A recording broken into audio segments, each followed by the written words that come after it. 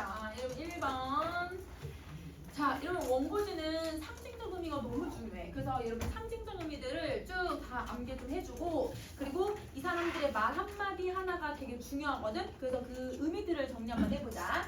자, 졸음이 오는 이 지루한 음악과 더불어서 철문도어가 무겁게 열리면서 교수가 등장. 자, 여러분 이거는 여러분 지금 이 1번 문장은 뭘 하고 있는 거냐면 여러분 등장인물 소개해주고 배경을 어떻게 얘들아 세팅을 해야 되는지 알려주고 있는 해설 부분이죠. 해설. 그래서 여러분 이 1번 부분은 여러분 해설을 해주고 있는 거야.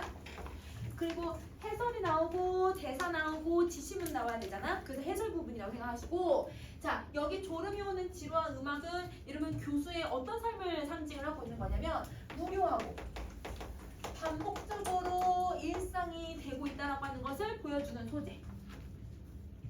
자, 철문도어가 무겁게 열린대요. 그러면 여러분 철문도어는 교수가 얘들아 지금 얼마나 사회를 살아가면서 중압감을 갖고 있는지, 그게 얘들아 무거움을 중압감으로 철문도어로 표현을 해주고 있는 거야.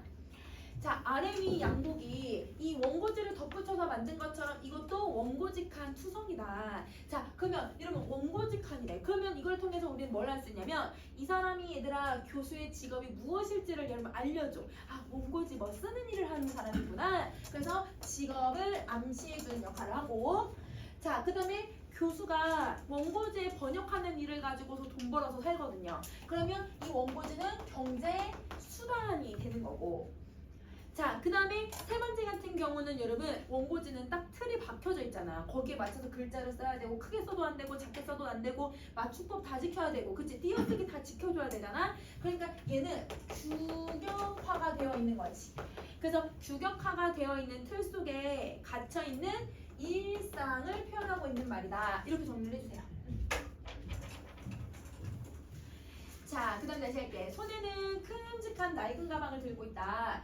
허리에는 쇠사슬을 두르고 있는데 허리에 돌고 남은 줄이 마루에 줄줄 끌려다닌다. 자, 여러분 쇠사슬을 두르고 있대. 그럼 이 쇠사슬도 여러분 철문도어랑 좀 비슷하거든. 사회적으로 이게 바깥이랑 연결되어 있으니까 사회적으로 연결되어 있는 사회에서 받는 어가, 여러분 우리 사회에서 얘들아 어떤 사회적인 어떤 지위라는 표현을 쓰잖아.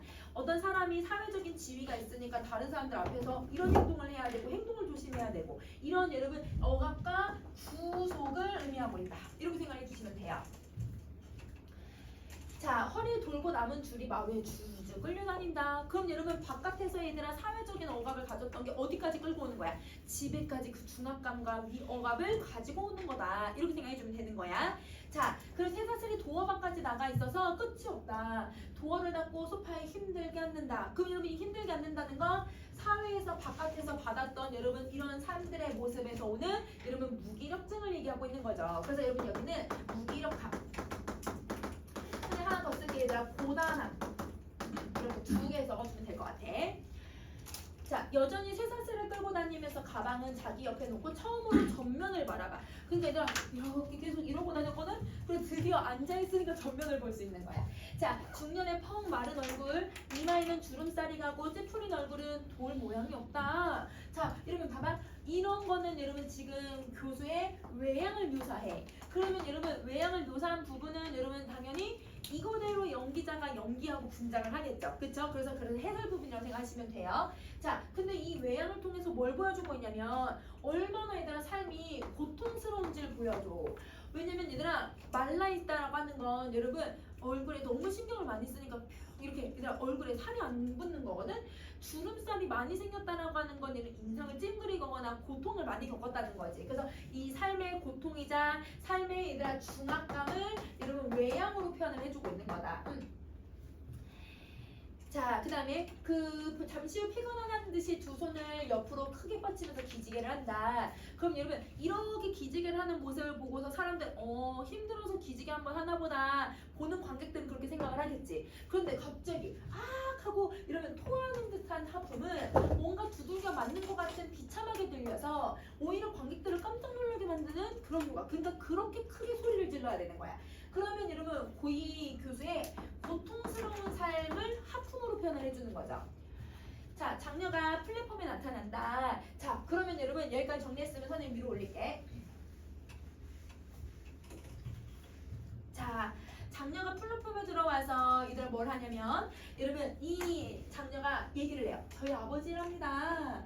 바깥에서 돌아오시면 이렇게 늘 달콤한 하품을 하신답니다. 아버지는 머리를 길게 대고서 잠을 자고 있다. 코를 고는데 흡사 고양이가 우는 소리가 난다. 그럼 이런 코를 고는 경우는 원래 선천적으로 코를 고는 사람들도 있지만 피곤하면 코를 골거든요. 그러면 아버지가 누가 봐도 얘가 피곤하고 고통스럽다는 걸 관객들은 이미 알고 있잖아. 왜냐면 소리를 질렀으니까. 그런데 딸이 나와서 얘가 자기 아버지를 뭐라고 얘기해? 아버지는 달콤한 하품을 하세요. 아버지는 달콤하게 주무시고요. 이게 지금 얘들아 관객들이 보고 있는 거랑 이 장면에 들리는 말이 괴리가 생겨버리잖아요. 그러면 여러분 이 아버지의 실제 모습과 상반적으로 인식을 해버리고 있는 거야. 그래서 여러분 여기에 딸이 인식하고 있는 거랑 다르게 인식을 하죠. 그러면 이런 상반된 여러분 인식이 들어가다 보니까 관객들은 여러분 이 장면에 대한 신뢰감이 생겨요, 안 생겨요? 이 신뢰감이 생기지 않아. 그러면 여러분 이걸 통해서 얘들아 뭘 보여주냐면 이걸 드러내는 거지. 자 보자. 장녀는 역할이 얘들아 극중 인물이기도 하고 그 다음에 여러분 여기서 해설을 해주는 원래는 여러분 희곡에서는 여러분 그 해설자나 서술자가 없어요. 근데 얘는 특이하게 해설자를 만드는 거거든요. 그래서 작품의 인물들이나 상황을 얘가 해설을 해주는 역할을 해. 그러면 이거는 여러분 원래 극이 가지고 있는 특징이 아니니까 이 작품에서 특이하게 쓰이고 있는 실험적 기법을 쓰고 있는 거라고 생각해 주시면 돼요.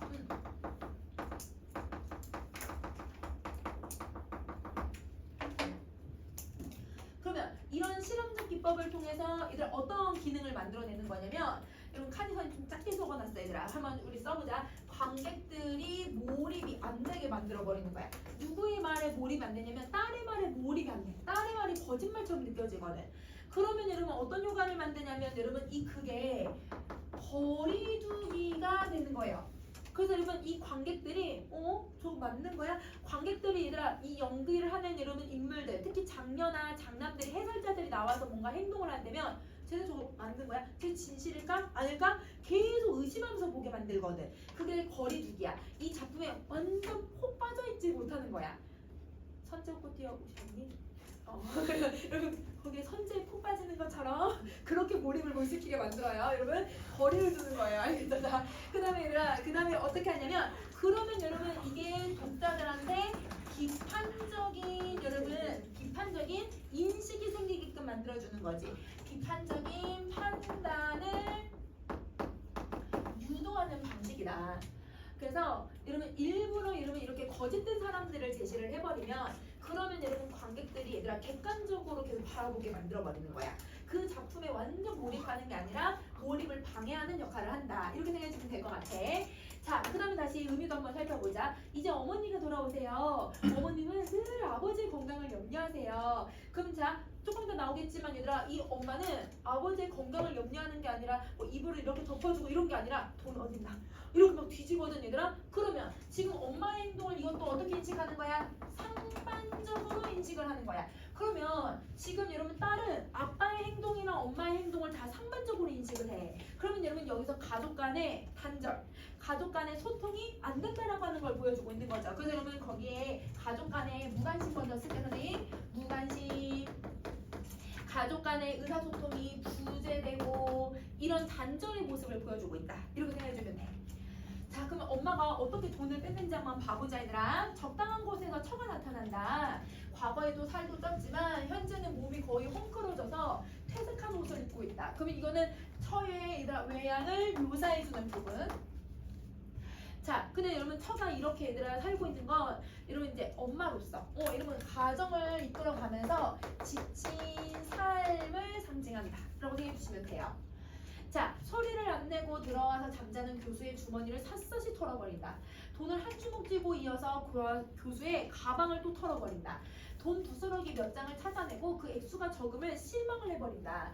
잠시 후 교수를 흔들어 깨운다. 그럼 자, 여러분 아까 분명 여러분 그 장녀가 저희 어머니는 아버지 항상 건강을 염려해주세요 이렇게 얘기해놓고는 엄마가 얘들아 막 이렇게 다 실망하고 이런 모습들 보면 그러면 여러분 관객들은 이 가족 뭐지? 계속 얘들아 관객들이 집중을 못하게 만들어주는 효과를 갖는 거야. 자, 돈에만 관심을 가지고 있으니까 이 사람은 성격 나오죠. 이거는 속물적인 인물이라고 생각해 주시면 돼요. 장명, 제 말이 맞았죠? 이러면 자만 해설을 해주는데 엄마의 자기가 맞았다고 얘기하잖아. 그러니까 이것도 잘못된 거짓말이지. 플래투밤이 불이 서서히 꺼진다. 그러면 여러분 조명을 통해서 얘들아 뭘 해주냐면 장면의 전환을 보여주고 있는 거야.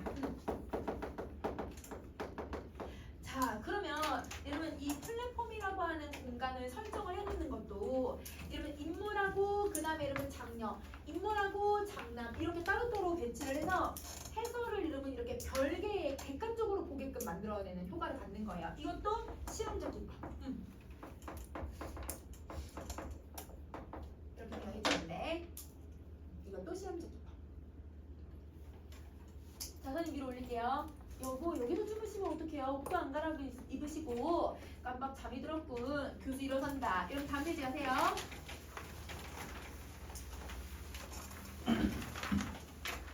어서 옷을 갈아입으세요. 저는 교수 허리에 칭칭 감긴 철새를 풀어내고 근데 여러분 이 철새는 어디서의 억압이었어? 사회적인 억압이었지. 그치? 그거를 풀어내고 다시 소파 위에 막대기에 감겨있는 또 다른 굵은 줄을 풀어서 허리에 또 감아버린다. 그러면 여러분 줄이 풀리는 게 아니라 줄이 계속 묶이고 있는 상태잖아. 종류만 달라지는 거네. 그럼 여기 있는 굵은 줄은 여러분 어디에서도 억압을 받고 있다는 거야. 가정, 집, 그치? 여러분 집이라고 해도 되고 가정이라고 해도 돼. 자, 교수 허리에 감겨있는 걸 감아준다. 옷을 갈아입으시니 한결 시원하지 않으세요? 난 잘 모르겠어. 그럼 이런 관객들이 봤을 때는 저거 또 묶어버리네. 묶는데 왜 편하다고 얘기하지? 그러니까 이 아내한테도 얘들아 저 아내 행동이 맞나? 이런 생각이 들게 만드는 거야.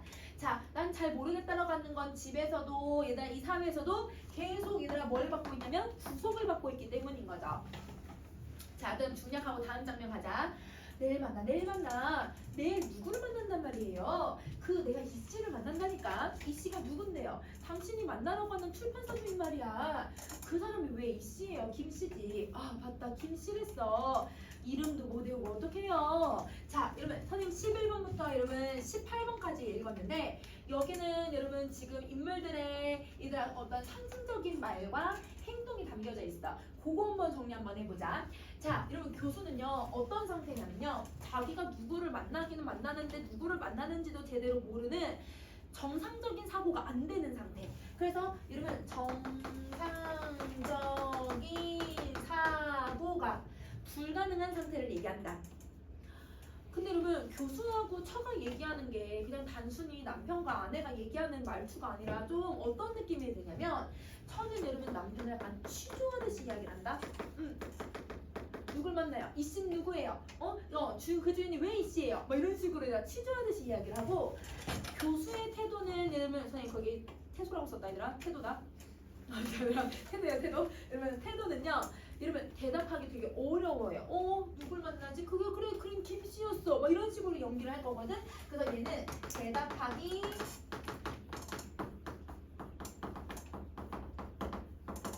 어려워하고 있다. 대답하기 어려워하고 있다. 자, 그리고 교수와 얘들아 이거 선생님이 이때 좀 좋은 거 같거든. 그래서 일단 여기 못하고 있어. 자, 봐봐. 여기 교수의 원고에 대한이야.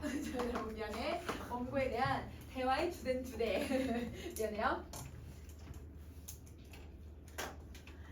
자, 그 주제는 여러분 지금 가족들이 만나 오늘 하루 뭐 했어? 오늘 음식은 밥 뭐 먹을 거야? 뭐 이런 어떤 일상에 대해서 공유하는 내용을 얘기해야 되는데 뭔가 이들은 이 주제가 이 가족끼리 나누는 주제를 얘기하는 게 아니라 둘 사이가 고용인과 피고용인처럼 느껴지게 말하고 있는 거예요. 약간 여러분 이 아내가 약간 매니저 같고 그래서 막 일 시키는 사람 같고 남편은 그거에 맞춰서 일하는 그런 사람처럼 느껴지잖아. 그러니까 고용인과 피고용인처럼 느껴지게 만드는 거야. 그러니까 여러분 친밀한 대화가 아니라 이 주제는 여러분 소통이 단절되고 있는 여러분 가족의 모습을 적나라하게 보여주는 부분이 되는 거죠. 그래서 이 부분은 여러분 이런 그런 모습을 가지고 있다. 이게 첫 번째, 두 번째 특징인 거야.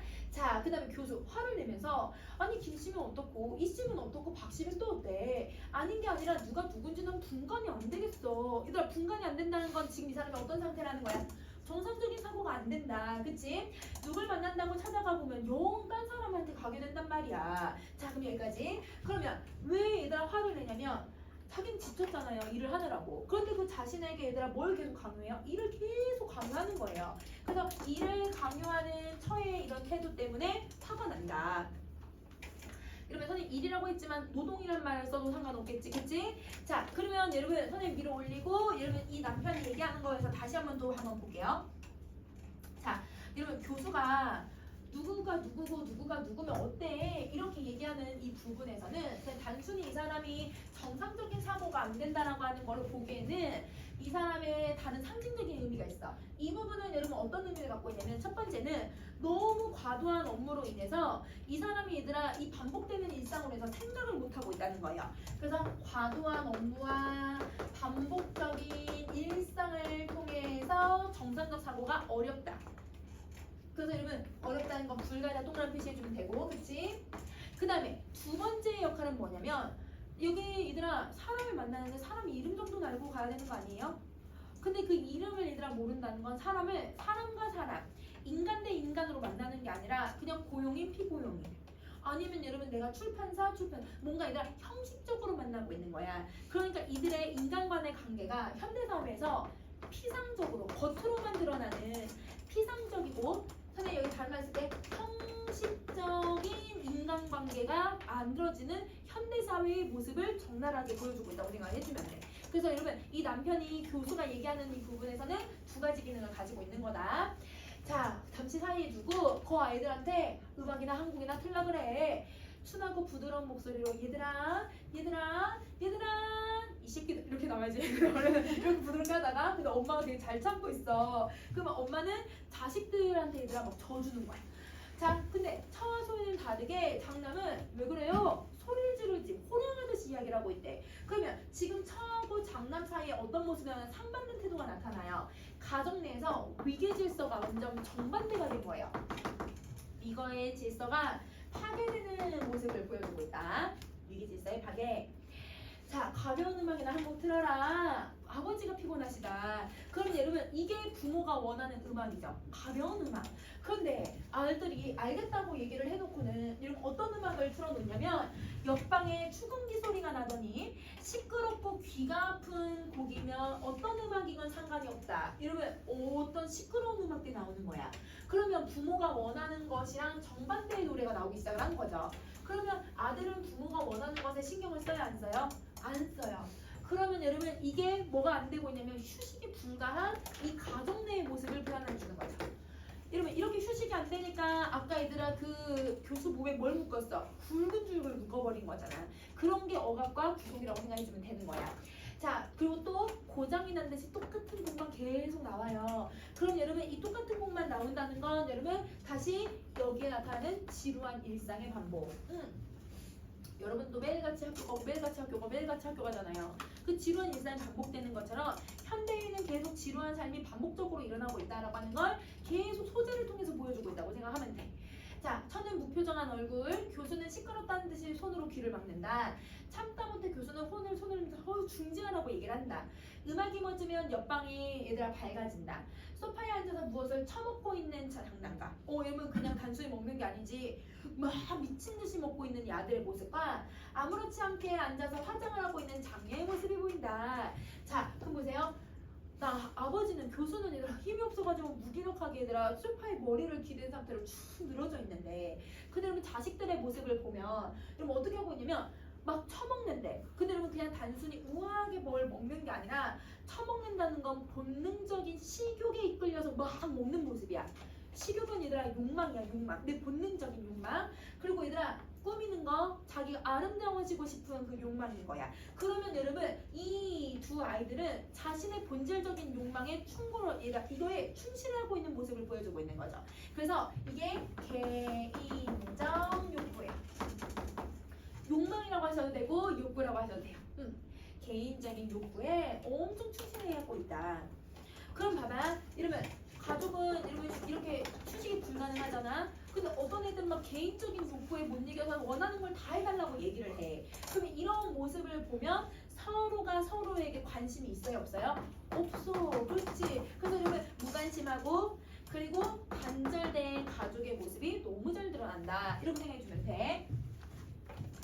자, 그 다음 것도 갈게요. 25번. 자, 기계적으로 반복되는 일상 속에서 교수는 이성이 마비된 듯 혼란스러운 모습을 보이게 된다. 장남과 장녀는 차에게 용돈을 요구하고 감독관이 나타나서 교수에게 계속 번역을 독촉을 한다. 이때 무대 전체가 어두워지고 스포트라이트가 교수만을 포착한다. 이렇게 조명이 꺼졌다 켜지면 여러분 아까 앞에서 뭐라고 했어? 장면이 전환되는 거. 그렇지. 자, 잠시 모든 것이 조용해지면서 과거를 상기시키는 감상적인 음악이 고요히 흘러나온다. 교수는 전면에 또 하나의 스포트라이트가 투사가 되면서 천사가 미소를 지으면서 우아하게 발레를 이제 추면서 들어등장한다. 교수는 천사를 물끄러미 바라본다. 자, 그럼 여러분 이 천사의 의미를 한번 살펴볼 건데요. 천사는 여러분 사실 눈에 볼 수 있어요, 없어요? 천사는 눈에 볼 수 있는 존재가 아니죠. 그러니까 관념적인 존재예요. 이 관념적이라는 건 뭐냐면 머릿속에만 있는 존재라고 생각하면 돼. 머릿속에만 있는 존재. 자, 그리고 여러분 교수가 잊고 지냈던 여러분 뭘 얘기하고 있냐면 지난날의 꿈. 지난날의 꿈. 희망. 정열. 이런 것들 있잖아. 내가 꿈꾸던 어떤 여러분 이상적인 가치관들. 이런 것들이라고 생각해 주시면 돼요. 또한 현대인들이 얘들아 그리워요. 현대인들은 어린 시절의 모습을 당연히 그리워하죠. 그렇지만 여러분 그 어린 시절의 순수함과 어린 시절의 모습 여러분 다시 찾을 수 있어요, 없어요? 다시 찾기 어려워요. 그러면 여러분 이거는 찾을 수 없는 거 이렇게 생각해 주면 돼. 동그라미 해주시면 돼요. 그러면 여러분 어떤 내용이 들어가는지 한번 봐보자. 교수, 와, 생각나는 것 같아. 맞아, 그걸 바로 그거야. 나를 완전히 잊은 줄 알았어요. 분명 그래. 아직 잊지 않았어. 내 희망, 내 정녕, 내 지난 모든 모습이야. 쥐꼬리만한 기억력이 아직 남아있군요. 언제 어떻게 해서 당신이랑 헤어졌는지 모르겠습니다. 나에게도 불타는 듯한 정열이 있었어요. 그래요. 생각이 납니다. 밤을 새워가면서 아름다움을 노래했고 진리를 위해서 온 생애를 바치겠다고 떠들어댔을 때 꿈같은 시절이었어요. 당신은 왜 저를 버리셨나요? 그러면 자, 여기서 여러분 밤을 새워가면서 아름다움을 노래했고 진리를 위해서 온 생애를 바치겠다고 얘기했대. 이 사람 직업이 뭐야 얘들아? 교수. 교수는 사실 내가 가르치는 일이 주된 일이 아니라 자기 학문을 뭐 하는 거예요? 계속 연구하는 사람이에요. 그게 원래 직업이에요. 그러니까 자기는 계속 진리를 위해서 공부해야지 이게 어린 시절의 나의 꿈이었는데 그걸 지금 못하고 있다는 거야. 그러면 자, 선생님 밑줄 그어놓은 건 여러분 뭘 얘기하고 있는 거냐면 진리와 진리의 열정, 진리의 열정으로 가득했던 여러분 언제를 얘기하고 있는 거냐면 과거를 얘기해주고 있는 거지. 자, 또 여러분 이거는 여러분 내가 지금 할 수 없으니까 교수가 그리워하는 삶이죠. 그리워하는 삶이고. 자, 근데 이거를 여러분 얘기하면서 당신은 왜 날 버리셨나요? 천사가 자기를 버렸다고 생각을 해요. 근데 여러분 생각해보면 천사가 버렸을까요? 아니면 교수가 버렸을까요? 교수가 버린 거죠. 그러면 꿈을 잊고 살아온 지난 자신의 삶에 대한 원망. 여러분 이거는 사실은 여러분 천사를 원망하는 것처럼 보이지만 사실은 누구를 원망하는 거야? 자기 자신을 원망하고 있다고 생각을 해줘야 되는 거야. 자, 천사, 당신이 나를 떠났어요. 저는 듣고 싶습니다. 그러나 이미 늦었어요. 나한테 돌아오기에는 너무 늦었습니다. 왜냐면 여러분 어렸을 때 그 순수한 그 열정과 꿈은 사실 일단 나이가 들면 내가 현실을 알아가게 되고 현실에 일단 내가 세상 물정을 알아가다 보면 그 순수함 사실 대부분 다 잃어버리거든. 그러니까 그 순수함을 되찾기는 매우 어렵다고 얘기를 하고 있는 거야. 자, 그다음 다시 위로 올라갈게. 내 꿈을 제발 다시 찾아주세요. 생각하는 시간을 심을 주세요. 요즘은 사고를 할 수가 없습니다. 이러면 교수는 뭐 하는 직업이어야 돼? 공부하고 생각하고 공부하고 생각하고 이걸 해야 되는데 이걸 못하고 있다라고 스스로 알고 있는 거네. 그러면 여러분 어떤 가치에 얘들아 지금 이 사람이 매몰되어 있냐면 계속 아내가 돈을 벌어오라고 하는 물질적 가치에 매몰되어 있는 상태야. 그래서 물질적 가치에 매몰됨. 근데 여러분 매몰됐다라는 건 여러분 거기에 종속되어 있다라는 뜻이기도 해. 그래서 선생님이 여기 위에다 하나 더 쓸게요. 그래서 여러분 종속됐다 매몰된 삶에서 벗어나서 자신의 이상을 여러분 추구하면서 살아가고 싶은 것. 그게 바로 생각할 힘이라고 생각을 하는 거야. 그때 필요한 게 생각할 힘이에요. 사고할 필요 없어요. 이미 사고가 났는걸요. 여러분 사고 첫 번째 사고는 여러분 생각하는 걸 얘기하는 거고, 두 번째 사고는 내가 뜻밖의 얘들아 뭔가 일이 일어나는 걸 얘기하는 거니까 말장난하고 있는 거네. 똑같은 단어를 사용해서 이걸 뭐라고 해요 여러분? 언어 유희. 그렇지. 여러분 우리 봉산 탈출하면서 언어 유희했었지? 여기도 언어 유희를 쓰고 있다고 생각을 해주면 돼. 자, 이 함정에서 저는 뛰쳐나가고 싶어요. 천사가 서서히 사라진다. 가지 마세요. 내 희망. 내 정렬은 어디 가는 건가요? 제 꿈을 주세요. 꿈을 주십시오. 그러면 여러분 여기서 이 함정이라는 건 여러분 이 교수가 인식하고 있는 누구 어떤 여러분 시간을 여러분 이 함정이라고 생각하는 거야? 지금 현재. 지금 현재야. 지금 현재, 지금 현실. 꿈을 이룬 교수는 맥없이 전면을 바라보고 앉는다. 그러면 여러분 봐봐. 저는 너무 절망했어요 라고 해서 얘기해줄 수 있는 서술자가 없잖아요. 그러니까 뭘 해야 돼요? 오롯이 행동으로만 보여줘야 되죠.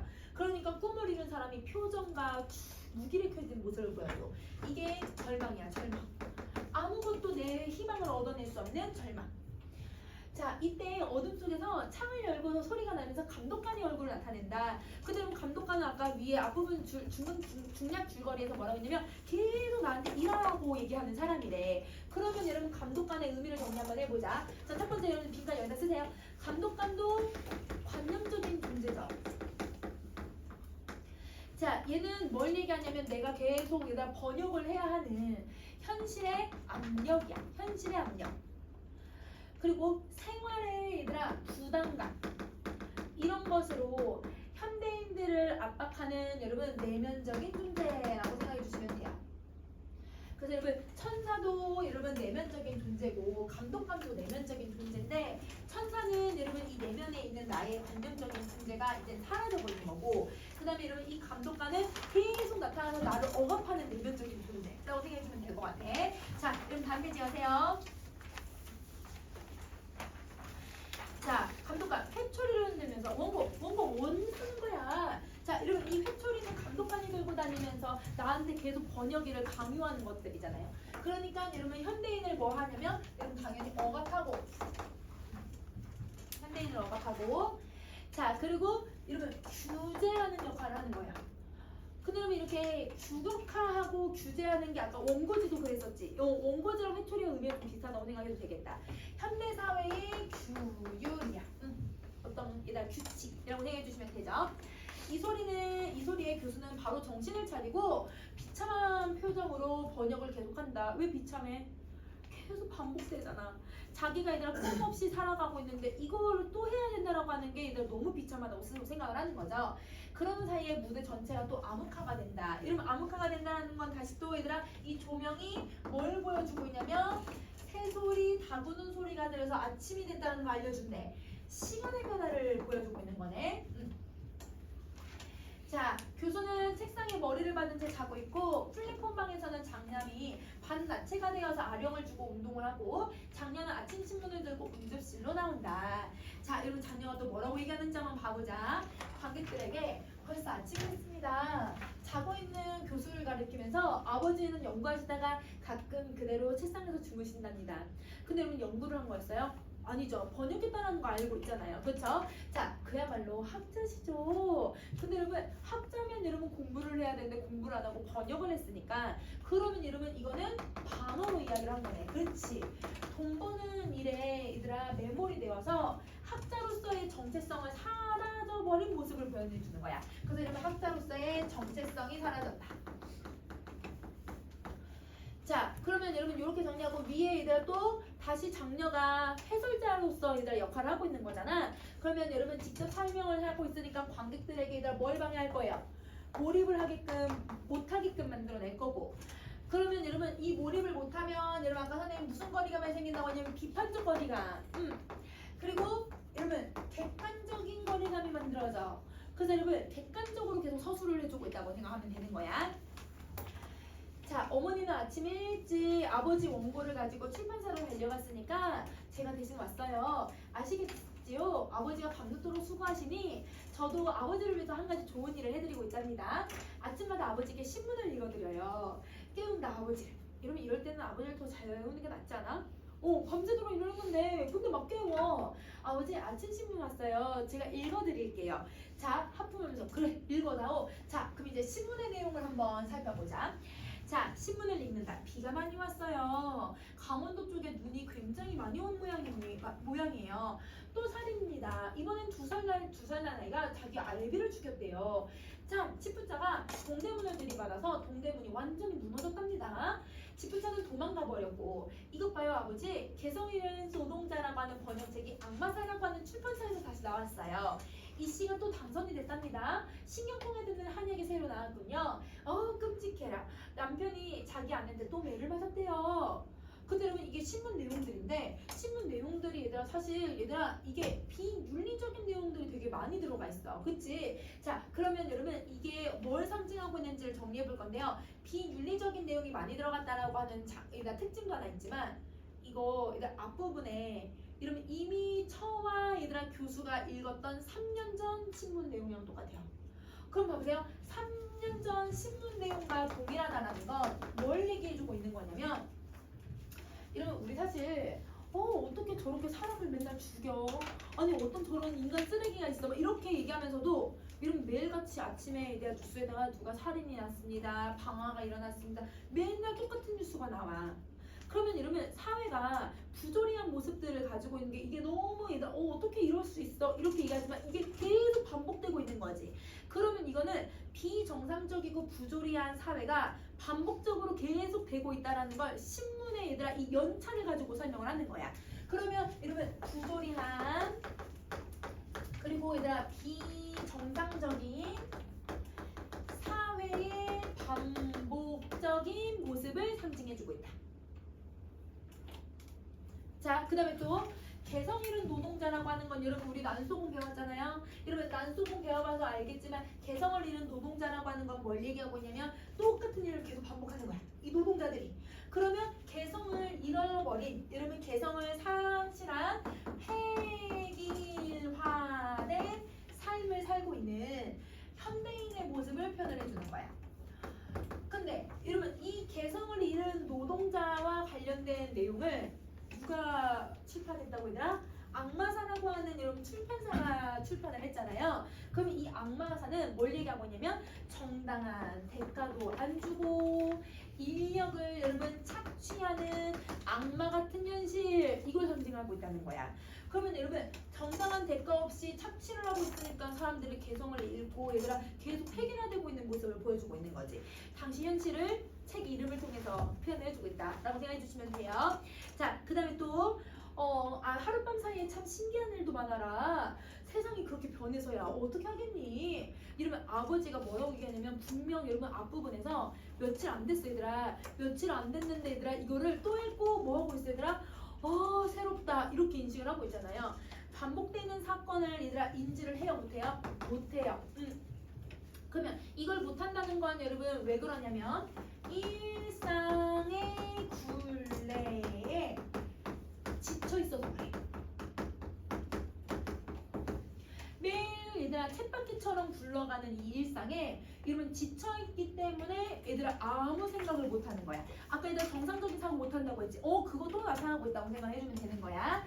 자, 너 왼쪽 손에 들고 있는 그 종이는 뭐냐? 이거요. 자, 이러면 이제 종이를 들고 얘기를 하는데 영자신문을 이 아버지에게 준다. 자, 교수는 그걸 받기 무섭게 기계적으로 번역을 한다. 그러니까 영어만 적혀져 있으면 계속 번역을 하고 있는 거야. 그러면 이게 얘들아 뭘 하고 있는 거냐면 지금은 글로 읽으니까 그렇지만 얘들아 이게 얘들아 계속 앞에서도 계속 기계적으로 일을 하고 있던 여러분 교수의 모습이 나오잖아. 연기를 하잖아요. 실제 여러분 이 공연을 보면 이 공연 딱 봤을 때 얘들아 이 배우들이 연기를 되게 잘한단 말이야. 어떻게 하냐면 진짜 얘들아 뭐에 홀린 것처럼 물건을 딱 뺏고 계속 번역을 해. 근데 이미 얘들아 계속 번역하는 모습을 보여줬잖아. 이 영자신문조차도 번역하는 이 모습을 사람들이 보면서 웃어. 관객들이. 연기를 얘들아 여러분 개그는 원래 반복인 거 알죠? 얘들아 똑같은 거 계속 반복해주면 얘들아 웃기게 된단 말이야. 여기가 희극적으로 얘들아 상황을 만들어내는 거야. 지금 되게 비참한 상황이지만 그걸 희극적으로 웃음을 유발을 시켜버리고 어떤 효과를 만들어내냐면 여러분 아버지는 의미 없는 행동을 계속하는 거죠. 무의미한 노동에 여러분 어떻게 얘들아 이 번역을 하냐면 기계적으로 번역을 해요. 기계적으로. 그런 여러분 반복적인 삶을 살아가는 현대인을 설명을 해. 이렇게 설명을 해주면 되는 거야. 자, 마지막 부분. 이런 건 별로 정리할 거 없으니까 한번 볼게요. 뭘 번역하세요? 이 영어를 우리말로 고치는 거야. 그대로 번역을 한다. 아버지도 참 그거 오늘 영어 아침 영어 신문이에요. 그건 영어길래 나는 번역하려고 했지. 이런 게 희극적인 상황이라고 생각해주면 돼. 근데 그 희극적인 상황에서 아버지의 기계와 자동화를 설명하고 있는 거다. 자, 그러면 이렇게 정리해주시면 되고요. 선생님 하나 더 설명할 거는 이 그게 얘들아 갈래를 설명을 할게요. 자, 어딜 가냐면 여러분 우리 20쪽을 가셔서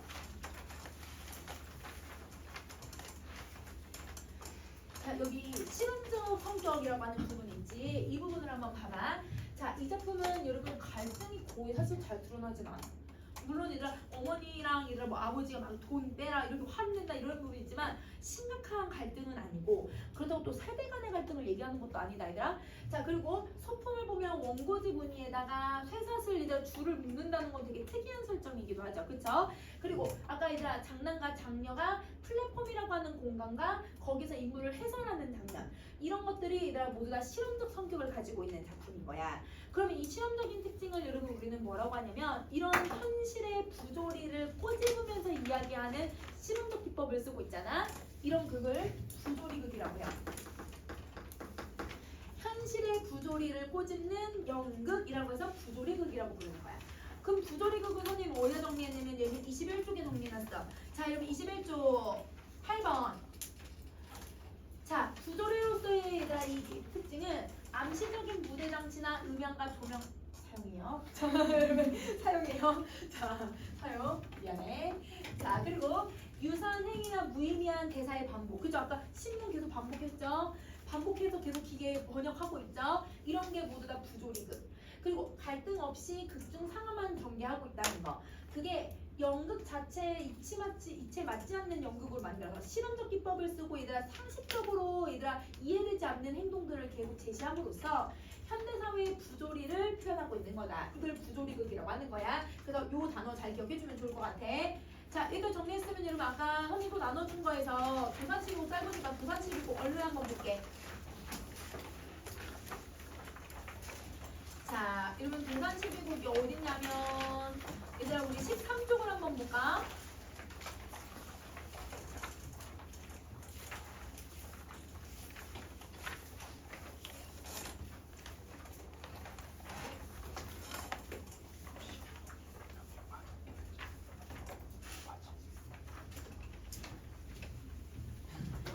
자, 여러분 도산 12국 같은 경우는 도산이 여러분 이황의 호잖아요. 그래서 여러분 이황의 호를 넣어서 여러분 도산 여러분 이거 그리고 이 사람이 얘들아 그 호와 관련된 여러분 뭘 하는 서원을 지어. 그걸 도산서원이라고도 하거든. 그래서 그 도산서원에서 쓴 여러분 12개의 노래라는 뜻이에요. 그러면 그 12개의 노래가 두 개로 나뉘는데 언지라고 하는 부분과 언악이라고 하는 부분으로 나뉜다고 생각하시면 돼요. 그러면 12개를 얘들아 두 개로 나누면 어떻게 몇 개씩 나누면 될까? 6개씩. 그치? 그래서 언지를 뭐라고 부르냐면 앞부분 쪽에 6개가 배열되어 있다 해서 얘를 전육곡이라고 부르고요. 언악은 여러분 뒷부분에 배열되어 있는 6개의 노래라고 해서 얘를 후육곡이라고 불러요. 전육곡, 후육곡. 자, 여러분 그러면 전육곡 언지는 뭐에 대한 내용이 들어가냐면 자연에 대한 사랑. 이런 지가 뜻지자를 쓰고 있는 거거든. 이게 뜻지자여서 어디에서 살고자 하는 뜻을 제시해 주는 거야. 자연에서 살고자 하는 뜻을 표현을 하고 있다. 이렇게 생각하시면 되고. 자, 그 다음에 학자는 여러분 무슨 학자를 지금 쓰고 있는 거냐면 이거는 학문, 그렇지? 배울 학자를 쓰는 거야. 그러면 배울 학자를 쓰고 있으니까 뭐에 대한 의지를 내는 공부할 의지. 여러분 이 시를 여러분 그 도당 12곡을 여러분 이황이 80세에 가까운 나이에 썼어요. 근데 아직도 공부를 하게 돼요. 그러니까 얼마나 공부에 미친 사람인지 알겠죠? 그래서 여러분 학문 수양에 대한 의지. 이게 사대부들의 삶이지. 자, 이걸 드러낼 거야. 그러면 이 자연과 여러분 공부를 하는 건 뭘 공부하는 걸까? 근데 사실은 유교적 가치관, 그치? 그러면 유교와 자연을 계속 추구하겠다는 거예요. 근데 우리 대부분 여러분 이 사대부들은 다 뭘 추구하지? 얘가 이 시에서 자연 아니면 유교에 대해서 쓰잖아. 그러니까 사대부들이 추구한 이상적인 성리학적인 세계관을 이 작품에서 다 보여주고 있는 거야. 알겠지? 자, 그러면 이거 우리 쭉 정리 한번 해볼게요. 자, 우리 제일 먼저 여러분 제1고 언지, 즉 여러분 자연에 대한 뜻을 얘기할 거야. 이런 들 어떠하며 저런 들 어떠하려. 그러면 자, 이렇게 살면 어떻고 저렇게 살면 어떻겠니? 이거는 이렇게 살아도 되고 저렇게 살아도 돼. 여러분 무슨 표현법을 쓰고 있냐면 문장 거의 비슷해. 그러면 대구법을 사용을 하고 있고, 그 다음에 얘들아 또 어떠하려라고 질문했지만 괜찮아 아무렇게나 살아도 돼 이러면 선임법을 사용을 하고 있고, 그 다음에 이러면 어떠하다 어떠하려, 근데 여기도 어떠하려 계속 반복될 거거든요. 그래서 반복법까지. 그러면 여기 드러나고 있는 태도는, 자 여러분 나이가 지금 거의 80에 가까운 나이에 든 사람이 난 이렇게 살아도 되고 저렇게 살아도 되네. 그러면 자기가 이제 살아가는 일상에서 초월적으로 생각을 하고 있는 거야. 그러면 이걸 여러분 초월적인 인식을 가지고 있고, 이런 태도를 여러분 우리는 달관적 태도라고 해요. 달관은 이렇게 살아도 저렇게 살아도 아무렇지 상관 안 해. 나는 초월적으로 생각하는 거야. 이걸 달관이라고 하거든. 달관적 태도를 가지고 있고, 그 다음에 여러분 이게 이제 유교에서 얘기하는 중용이에요. 중용. 가운데 여러분 어느 한쪽에 치우치지 않고 딱 중심을 이루는 여러분 학문. 이거를 여러분 첫 문장에서부터 바로 이 사람의 가치관을 제시를 하고 있는 거야. 자, 초야후생이 이렇다면 어떻겠니? 이런 우리 초야후생 방학 때 암기했던 단어야. 초야 그대로 해석해도 돼. 풀초자에다가 들야자를 썼으니까 자연이거든. 자연에서 어리석게 사는 사람이에요. 우생이 어리석은 사람이란 뜻이거든. 그럼 자연에서 지금 어리석게 살고 있는 사람을 누구라고 표현하면 될까? 자기 자신, 그치? 자연에 살고 있는 자신을 겸손하게 말하는 방식이죠. 자, 근데 이렇든 어떠하려라고 해서 얘들아 이것도 몇 번 위에 있는 말 그대로 또 반복해주고 있잖아. 반복해주고, 이러면 설임법도 쓰고 있네. 그러면 설임법을 썼으니까 의도를 한번 생각을 해보자. 여러분 나는 가난해도 괜찮대. 나는 이렇게 자연에서 어리석게 살아도 괜찮대. 자기 삶에 대한 여러분 무슨 감정을 드러내는 거예요? 만족. 그렇지. 이게 만족감을 설임법으로 드러내고 있는 거야. 하물며 천석공항을 고쳐가 얘들아 고친다. 여기는 다시라는 뜻으로 쓴 게 아니라 그냥 고친다는 뜻이야. 내가 천석공항이라고 하는 병을 고쳐서 뭐 하겠니? 그러면 여러분 천석공항은 자연에 대해서 사랑하는 감정이었잖아. 이거랑 똑같은 단어가 뭐였었지? 연하고질. 그치? 그러면 그 연하고질과 여러분 천석공항을 고쳐서 뭐 하겠니? 질문을 하거든요. 이 설립법에서 이 사람의 태도가 나. 난 이렇게 살아도 괜찮아. 자기가 이렇게 살아간다고 하는 거에 대한 자부심이에요. 맞아요. 이렇게 얘들아 자연을 즐기면서 사는 거에 대한 자부심을 표현을 하고 있는 거다. 그러면 자연에서 살겠다라고 하는 자신의 뜻 잘 드러나고 있는 거지. 그치? 자, 그러면 여러분 그 아래에 여러분 우리 부곡으로 가서 언학을 갑시다. 이제 학문에 대한 내용을 한번 볼게요. 고인도 나를 못 보고 나도 고인을 못 봐서. 근데 여러분 고자가 얘들아 이 고자가 무슨 고자야 얘들아? 옛고 예전 사람들. 그러면 여기서 예전 사람들은 이 작품에서는 성인들이나 성현을 얘기하는 말이에요. 그래서 성현이라고 선생님 쓸게요. 우선은 이렇게 그러면 공자, 맹자 이런 사람들을 얘기하는 거잖아. 그치?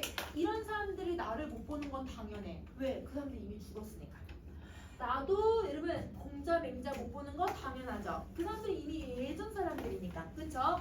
자, 고인을 못 봐도 이러면 성현들을 내가 직접 만나지는 못하더라도 여던 길이 앞에 있네. 여러분 여다가 무슨 뜻이더라?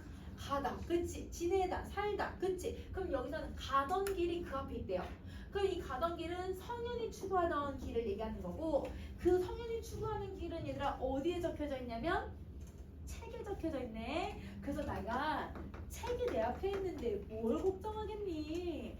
책이 있는데. 그럼 여러분 이 책은 성현들이 쓴 도리들이 남겨져 있잖아. 그래서 책이라고 해도 되고 도리라고 해도 되고. 그러면 여러분 이거는 여러분 여던 길은 그러면 단순히 얘들아 책을 읽는 길을 얘기하는 게 아니라 학문 수양의 길을 얘기하고 있는 거야. 학문 수양의 길. 그러면 자기는 여러분 성현들이 없어도 성현들이 남겼던 책이나 도리가 내 앞에 있으니까 나 이걸 공부하겠다. 이걸 얘기하는 거예요.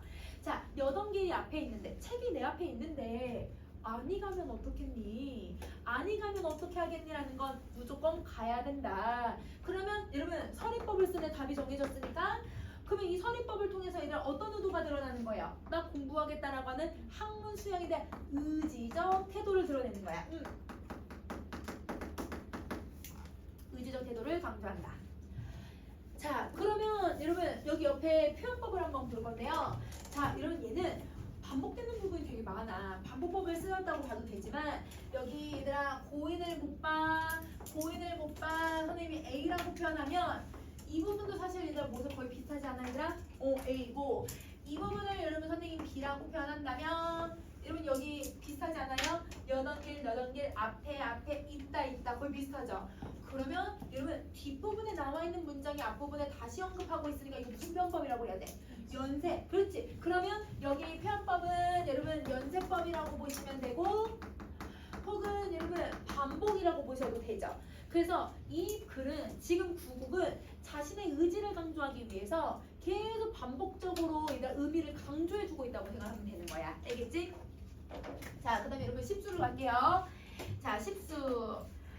당시에 가던 길을 아까 얘들아 가던 길은 뭘 나타내는 거였어 얘들아? 저희 책. 그치? 그럼 여기서는 학문 수양의 길이라고 한번 정리 한번 해보자. 자, 그러면 내가 예전에 학문 수양의 길을 몇 해나 버려두고 어디가 다니다가 이제야 돌아왔을까? 그러면 여러분 어디 갔다 왔냐면 여러분 이황은 거의 얘들아 몇십 년 동안 여러분 정치계에 발 담그고 있었거든요. 그러니까 내가 벼슬길에 올라갔다 온 거죠. 그러면 이 어디가 벼슬길이야, 벼슬길. 그러면 벼슬길은 여러분 내가 이제 세속적인 공간에서 속세를 추구하면서 내가 얘들아 길을 알아갔던 거고 지금 옛날에는 내가 이 얘들아 과거 급제를 하기 위해서 공부를 열심히 했단 말이야. 그 공부했던 과거의 모습이 뭐가 되냐면 대조가 되는 거죠. 자, 이제야 돌아왔으니 연대 마음 말이라. 이러면 이 연은 여러분 연할 뜻이 아니야. 연이라고 하는 단어는 다르다라는 뜻이죠. 다른데 마음 먹지 않겠다. 그러면 다른데 마음 먹지 않겠다라는 건 이 다른 데가 어딜까? 벼슬길. 그치? 나는 세속적인 길을 추구하지 않고 나는 여전히 학문 수양의 길을 다시 겪겠다. 내가 어렸을 땐 열심히 공부했다가 과거 급제하고 나서부터는 내가 공부를 안 했으니까 내가 이제 과거에서 물러났기 때문에 나 열심히 지금 공부하겠다. 이걸 결심을 하는 거야. 그래서 여러분 마음 먹으리 마음을 안 하겠다라고 하는 건 여러분 여기도 의지. 그렇지? 의지적 태도 드러나야 된다. 자, 그러면 여러분 요거 대조고 요것도 대조인 거 알겠지? 응? 자, 그러면 여러분 넘어가셔서 자, 11고. 자, 청사는 어찌해서 망고에 푸르르며 유수는 어찌해서 주야에 멈추지 아니하는가. 자, 여러분 청산이라고 하는 공간은요. 여러분 어떠냐면 만고 아주 만년의 오랜 시간 동안 푸르름을 잃어본 적이 없대요. 그러면 여러분 우리 산 얘들아 진짜 몇만 년 전에 얘들아 산이 만들어져서 그 산 그대로 남아있잖아. 그러니까 이 산은 아주 오랜 시간 안 변해. 그러니까 무슨 속성을 가지고 있냐면 불변성의 속성을 가지고 있는 거네. 자, 유수. 여러분 유수는 흐르는 물이잖아요. 이 흐르는 물은 어찌해서 주야에 멈추지 아니하는가. 밤낮으로 멈추지 않고 계속 흘러간다는 거야. 그럼 이 계속 흘러간다는 게 뭐냐면 항상성. 얘들아 항상 흘러간다. 그리고 또 여러분 어떤 속성도 가지고 있냐면 영원히 흘러요. 영원성이에요. 그래서 여러분 이렇게 계속 흐르고 있다는 건 멈추지 않는 영원성의 성질을 갖고 있다. 그러면 이런 성질들을 얘가 무슨 표현법으로 보여줬냐면 왜 멈추지 아니하는가? 안 멈춘다. 답이 정해지잖아. 그러면 서리법이라고 봐도 되고 그 다음에 여러분 초장하고 중장 문장 거의 비슷하지 않아요? 그러면 뭐가 들어가야 돼요? 대구가 들어가야죠. 대구가 쓰여요. 자, 그러면 이걸 사용해서 어떤 의도를 갖고 있냐면 아니 어떻게 청산은 저렇게 불변성을 갖고 있지? 아니 유수는 왜 이런 성질을 가지고 있지? 너무 대단하다. 일단 이거 뭐 하고 있어? 예찬. 그렇지. 여기 맨 끝에 예찬이라고 써주면 될 거 아니야. 자, 우리도 그치지 말자, 멈추지 말자. 그럼 여러분 이 우리는 인간을 얘기하는 거잖아. 나를 포함한 인간. 그러면 이 인간은 여러분 어떤 속성을 가지고 있는지 생각을 해봐. 인간은 언젠가 죽죠. 인간은요 영원하지 않아요. 인간은 유한성을 갖고 있는 거야. 그치? 그래서 인간은 유한성의 성질을 가지고 있고, 그리고 여러분 인간은 사람이 얘들아 사람이 마음 진짜 갈대 같아서 사람은 자꾸 변해. 마음도 변하고 어디도 변해 얘들아? 외양도 변하지. 그치? 가변적인 속성이야. 그러면 여러분 우리는 여러분 청산과 유수랑 같지 않아. 그러니까 여러분 얘네랑 다르니까 뭘 하자는 거야? 우리도 얘네들처럼 멈추지 말자. 유수처럼 멈추지 말자. 누구처럼 항상 푸르자. 망고상청. 여러분 이 청산처럼 항상 푸르자. 이렇게 얘기를 하고 있는 거야. 그러면 여러분 여기서는 하나 더. 여기는 유수처럼, 이거는 여러분 청산처럼 멈추지 말자라고 얘기하는 거예요. 인간이라고 하는 존재는 가변적이고 유한적인 존재니까 우리가 누구처럼 자연처럼 열심히 갈고 닦아서 우리 항상 변하지 않고 항상 멈추지 말자. 무엇을? 공부를. 그러면 학문 수양이야. 이거는 왜냐면 언어는 다 학문 수양이니까. 그래서 여러분 변함없는 학문 수양의 태도를 얘기하고 있는 거야. 그러면 자연에서 얘들아 화자는 지금 뭘 하고 있는 거냐면, 아 자연이 이런 속성을 갖고 있네. 인간이랑은 다르니까 인간이 자연처럼 이렇게 배워야 되는구나. 자연에서 깨달음을 얻은 공간이라고 생각하면 되지. 즉 여러분 이 작품은 자연을 깨달음의 공간이라고 생각을 하는 거예요. 이 시를 수는. 알겠죠? 자 어떤 태도를 가지고 있냐면 이거 당연히 뭉치 나와야 돼. 그쵸? 자 그러면 여러분 이 공간을, 이 화자는 자연을 정말 여러분 자연 즐기는 공간이라기보다는 물론 있을 수 있어. 자연을 내가 천속고양이라는 표현도 썼긴 했지만 근데 자연은 되게 가르침을 주고 수양을 해야 되는 공간이라고 생각을 해줘야 돼. 알겠지? 자 그러면 여러분 우리 잠깐 쉬었다가 공부 한번 해볼게요. 지금 썼잖아요. 이상은 여러분 우리 겨울방학도 한번 했지만 여러분 정말 이상하게 시를 쓰는 사람이었단 말이야. 그 진짜 이상해요 얘들아. 자 그래서 여러분 지금 학교 교과서에도 오감도 해가지고 얘들아 작품 하나 더 들어가 있어가지고 되게 이상하게 쓰인 시가 하나 있을 거야. 자 이 작가는 여러분 이제 1930년대 모더니즘 시를 쓰고 여러분 이제 30년대의 경향이 너무 잘 드러나는 작가여서 여기에서도 1930년대 경향이 어떻게 드러나고 있는지를 물어보는 부분이 있어요. 그래서 우선은 이렇게 한번 생각해보자. 이 사람은 지식인이지만 일제강점기 때 아무것도 할 수 없는 그 무기력증에서 나오는 여러분 권태를 느끼고 있는 상황.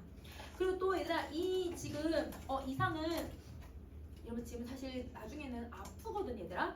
이런 결핵에 걸려서 그 결핵에 걸려서 이렇게 요양차 얘들아 농촌에가 있는 경우들이 많았어. 그러니까 건강하게 살아야 되니까. 근데 여러분 그곳에서 자기가 할 수 있는 게 아무것도 없잖아. 친구를 만날 수 있는 것도 아니고 얘들아 몸이 아프니까 얘들아 또 신경질적일 거고. 그러니까 이 사람이 지금 온갖 것이 다 얘들아 귀찮고 모든 게 권태로운 상태라고 생각해 주시면 돼요. 그래서 이 작품은 누구랑 연결해서 봐야 되냐면 여러분 우리 김유정 씨 이 소설가가 쓴 작품 뭐 배웠지 얘들아? 5월의 산골짜기. 그치? 5월의 산골짜기를 봤을 때 거기서도 뭐라고 했어? 일제강점기라고 하는 현실은 배제하고 뭐만 드러난다고 했어? 낭만성만 들어간다. 이렇게 얘기하죠. 여기도 현실에 대한 여러분 인식은 들어가 있지 않고 뭐만 느끼는 거야? 자신의 권태만 느끼고 있는 거야. 그러니까 그 두 개를 비교할 수 있어야 돼. 자, 그럼 한번 보자. 나는 개울가로 간다. 이런 공간을 이동해요. 자, 여러분 나는 공간을 이동하는 이유도 권태로움을 해소해보려고 이동을 한다고 생각해주면 돼요. 자, 가뭄으로 인해서 너무 빈약한 물이 소리 없이 흘러간다. 뼈처럼 앙상한 물줄기가 왜 소리를 치진 않지? 자, 여러분 여기서 가뭄으로 인해서 물이 졸졸졸, 원래 졸졸졸졸 줄줄줄 소리가 나야 되는데 아무런 소리가 안 나면 물이 얘들아 거의 다 죽을 듯이 흘러가고 있다는 거야. 거기에서 얘들아 물소리가 없으니까 얘들아 뭘 느끼냐면 단조로움을 느끼는 거야. 그러면 여러분 뭔가 여러분 자연의 소리도 느낄 수 있고 뭔가 변화가 있어야 뭐 재미를 이렇게 좀 느낄 텐데 소리조차도 안 나니까 여러분 이게 단조로움. 이게 권태라고 생각을 해주면 되는 거예요. 자, 뼈처럼 앙상한 줄기는 왜 소리치지 않는가? 여러분 직유법 사용하고 있는 거지. 너무 덥다. 여러분 너무 덥다라고 하는 건 계절이 여름이네. 그러니까 가뭄에 여러분 이렇게 물이 소리를 못 내고 있구나. 나뭇잎들은 다 축 늘어져서 허덕허덕하도록 덥다. 이렇게 더우니 시냇물인데 서늘함 소리를 내어보는 재가는 당연히 없을 것이다. 나는 그 물가에 앉는다. 앉아서 자 무슨 제목으로 나는 사색을 해야 될 것인가 생각을 해보았다. 자 여러분 지금 내가 권태를 얘들아 이겨내보려고 어디로 왔냐면 이 강가에 온 거예요. 강가에 왔는데 얘들아 물가로 개울가로 왔는데도 여러분 뭘 해야 되나? 여러분 이 권태를 잊어보기 위해서 생각을 해보려고 하고 있는 거야. 근데 그러면 이런 표현이라고 봐도 되지만 이 사람은 얘들아 뭐냐면 지식인이거든? 그러면 지식인으로서 무언가를 해야 한다라고 하는 강박이라고 보셔도 돼요. 여러분 이런 인식이라고 생각해도 되는 거지. 자 근데 물론 아무런 제목이 떠들어지지 않는다. 그러면 아무런 생각을 하지 말자고 해보자. 그러면 여러분 내가 권태를 느끼고 있으니까 그 권태로운 상태로 한번 있어보자 라고 생각을 한 거야. 그죠? 한량없이 넓은 초록색의 벌판, 지평선, 아무리 변화해봤자 결국 치열해서 고개 역에 변하지 않는 구름 이런 것들을 내가 바라보고 있다. 자 여러분 치열한 고개의 역이라고 하는 건 여러분 아무리 구름이 모습이 변한다고 하도 구름 모습 변하죠. 변한다고 해도 구름은 구름이잖아요. 그냥 하늘에 떠 있는 거 변하지 않잖아요. 그러니까 여러분 초록색 벌판, 지평선, 구름 이 자연물들을 통해서 얘들아 변하지 않는 모습을 보고 있는 거야. 그러면 자 권태를 표현하는 게 얘들아 지금 넓은 초록색이라고 표현을 했고 있거든. 이거는 권태를 표현하는 여러분 매개물이야. 매개물. 내가 권태를 느끼고 있다는 걸 보여주는 매개물. 자 그리고 끝없이 펼쳐져 있는 이 자연이 나에게 얘들아 주관적인 여러분 입장에서 본다면 아무런 변화가 있어요 없어요? 없는 것처럼 느껴지는 거예요. 그러니까 얘들아 변화가 없으니까 뭘 느끼고 있냐면 권태를 느끼고 있다고 생각을 하면 돼. 자 얘들아 단조로우니까 권태를 느껴. 아무것도 변화가 없으니까. 이러면 이렇게 일단 자연물들 변화가 없으니까 거기서도 권태를 느끼고 있는 거야. 그러면 이 사람은 여러분 단조롭거나 아니면 변화가 없는 애들한테 모조리 다 권태를 느끼고 있는 상태. 이렇게 생각해 주시면 돼요. 그러면 아까 도산11국이랑 자연을 보는 느낌이 너무 다르죠. 도산11국에서의 자연은 나한테 가르침도 주고 내가 얘들 즐길 수 있는 공간인데 근데 여러분 여기서는 자기한테 권태만 주고 있는 공간인 거야. 그러니까 이 자연이 너무 싫더라고 생각을 해버리는 거지. 자, 그 다음에 지구 표면적의 100분의 99가 그럼 여러분 100분의 99니까 거의 대부분이 공포의 초록색이다. 그러면 여러분 지구의 거의 대부분은 여러분 초록색이라고 생각을 해. 자, 이 이유는 여러분 계속 내가 바라보는 게 무슨 색밖에 없어서 그래요? 초록색. 농촌은 초록색밖에 없어서 그런 거죠. 자, 그러면 초록색은 지구의 얘들아 지구를 어떻게 생각하냐면 하나의 색으로 화자가 인식을 해버리는 거야. 자, 하나의 색으로 인식시켰으니까 여러분 색깔을 단순화를 시키는 거지. 여러분 사실 얘가 지구가 정말 초록색으로만 이루어져 있어? 파란색도 있고요. 이러면 다른 색들도 있을 텐데 오롯이 여러분 자기는 초록색밖에 안 보인다고 생각을 하는 거야. 주관적인 인식인 거지. 근데 여기서 뭐라고 했어? 단순화란 말을 썼어. 그러면 단조로움, 단순화, 변화 없음. 이거 다 권태. 이렇게 생각하시면 돼요. 알겠죠? 자, 그 다음에 이런 너무나 지구야말로 단조무미한 채색이고 도해에는 초록이 그늘다. 그쵸? 여러분 건물 색깔이 다 다르잖아요. 그쵸? 그래서 나는 여기 처음에 왔을 때는 신선한 초록빛에 너무 놀랍고 사랑스러웠어. 왜냐면 여러분 이런 자연을 도시에서 못 느끼니까 와 너무 좋았거든? 근데 닷새 5일도 안 돼서 일망무진 끝없이 펼쳐져 있는 이 초록색은 조물주의 몰취인 것 같았고 신경의 조잡성으로 말미암아 무미건조한 지구의 여백이라는 것을 알아내서 발견하고는 다시 한번 놀랄 수가 없었다. 자, 그럼 여러분 나의 인식 변화를 한번 봐봐 얘들아. 자, 나의 인식 변화는요. 처음에 얘들아 이 농촌에 왔을 때는 놀랐어. 이 자연을 보고 놀랐어. 이때의 놀람은 긍정적인 표현이야, 부정적인 거야? 긍정적인 거, 그치? 왜냐면 내가 와 너무 예뻐 이렇게 느끼는 감정이었거든. 그런데 지금 여러분 5일 뒤부터는 여러분 똑같이 얘들아 자연을 보면서 놀라요. 근데 이때의 놀람은 여러분 내가 즐기기 위한 놀람이 아니죠. 어떤 놀람을 느끼고 있는 거야 얘들아? 부정적인 거. 그렇지. 왜 부정적인 거냐면 여러분 이 지구가 너무너무 얘들아 그 조물주가 이상하게 만들어 놓은 것 같다. 조물주는 왜 미쳐서 초록색밖에 안 표현했지? 이렇게 생각을 하는 거야. 그러니까 이게 권태를 느끼게 했기 때문에 이걸 느낀다는 거야. 그럼 처음에는 여러분 권태를 느꼈을까 안 느꼈을까? 안 느껴. 그런데 여러분 5일 뒤부터는 이 농촌에서 권태를 느끼고 있다고 생각해 주시면 되는 거예요. 그래서 이렇게 인식이 변하고 있다. 그러면 여러분 화자는 자연에 대해서 어떤 인식을 가지고 있냐면 부정적인 인식을 가지고 있어.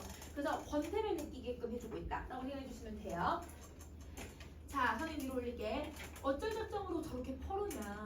언니 하루 왼종일 푸른색은 아무 짓도 하지 않는다. 자, 그럼 여러분 아무 짓도 하지 않는다는 건 여러분 저 푸른색이 변화가 있다 없다? 없다. 변화 없는 푸른빛. 그러면 이게 단조로우니까 나한테 계속 뭘 만들어주는 거야? 권태. 자, 오직 그 푸른 것이 백치와 같이 만족하면서 푸른 채로 있다. 이윽고 밤이 오면 또 거대한 구렁이처럼 빛을 잃어버리고 소리도 없이 자는다. 그럼 여러분 누가 얘들아 구렁이처럼 소리 없이 자냐면요. 여러분 이렇게 나무들 그 다음에 나무들 이렇게 있다고 생각해봐. 그 다음에 여러분 산들 밤이 되면 여기는 아직 도시랑 다르게 전기가 안 들어왔었으니까 새까매. 그러면 형체만 어렴풋이 보이잖아. 그 형체만 보이는 거면 왜 이렇게 능선만 보이는 거야. 그리고 이러면 여기 나무도 이런 식으로 테두리만 이렇게 보이는 거야.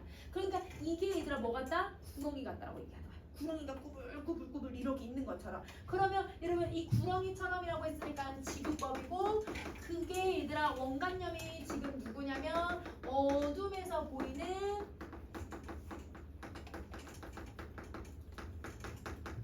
능선이라든지 이런 나무들 자연들이야. 이게 구렁이 같다고 생각을 하는 거죠. 이거는 무슨 동선이냐. 그럼 봐봐. 낮에도 변화가 없는데 밤에도 변화가 없는 거야. 그래서 이런 모습에서 화자는 절망을 해버리는 거예요. 절망하는 나의 모습을 제시하고 있다. 자, 이윽고 겨울이 오면 초록은 사라져요. 그럼 여러분 겨울이 되면 초록색이 사라지니까 와 좋다라고 생각할 수도 있겠지만 그거는 남루를 갈기갈기 찢은 다름없는 추악한 색채로 변해버리는 것이다. 초록을 잃어버리니까 얘들아 이 자연이 황폐한 얘들아 색깔로 변해버리는 거야. 그러니까 그게 뭐 같대? 추악하대. 그 겨울의 색깔이 갈기갈기 찢어놓은 것 같이 얘들아 더러운 모습처럼 보여진대. 자, 한겨울을 두고 이 황막하고 추악한 벌판을 바라보면서 지내면서 자살을 민절하게, 이런 민절하지 않다라고 하는 건 자살을 생각하지 않은 농민들이 불쌍하기도 하고 그리고 거대한 바보나 다름이 없다. 그럼 자, 이러면 추악한 벌판은 뭐냐면 초록색을 잃어버렸으니까 여러분 어디에 들판이냐면 겨울의 들판이거든. 그러면 그 겨울의 들판에 어떤 모습이냐면 단조로움을 표현하는 거야. 그러면 뭐 어쩌자는 거야 얘들아. 여름에도 얘들아 싫다고 하고 겨울에도 싫다고 하고. 그러니까 이 사람은 자기 마음이 지금 얘들아 불안정하기 때문에 모든 바라보는 것들이 다 어떻다고 생각해 주는데 다 권태롭다고 생각하고 있는 거야. 자, 그럼 다시 할게. 이러면 농민들이 왜 불쌍하고 농민들이 왜 바보 천치라고 얘기를 하고 있냐면 단조로운 환경에 사는 농민들에 대한 연민의 표현일 수 있는 거고요. 아니 어떻게 이렇게 단조로운 곳에 일평생을 살아갈 수 있지? 이거라고 얘기해도 되고 아니면 이런 환경을 인지하지 못하는 농민들에 대해서 비판하는 모습이기도 해. 이걸 비판하기도 한다. 자, 그러면 여러분 다음 페이지 넘어가세요.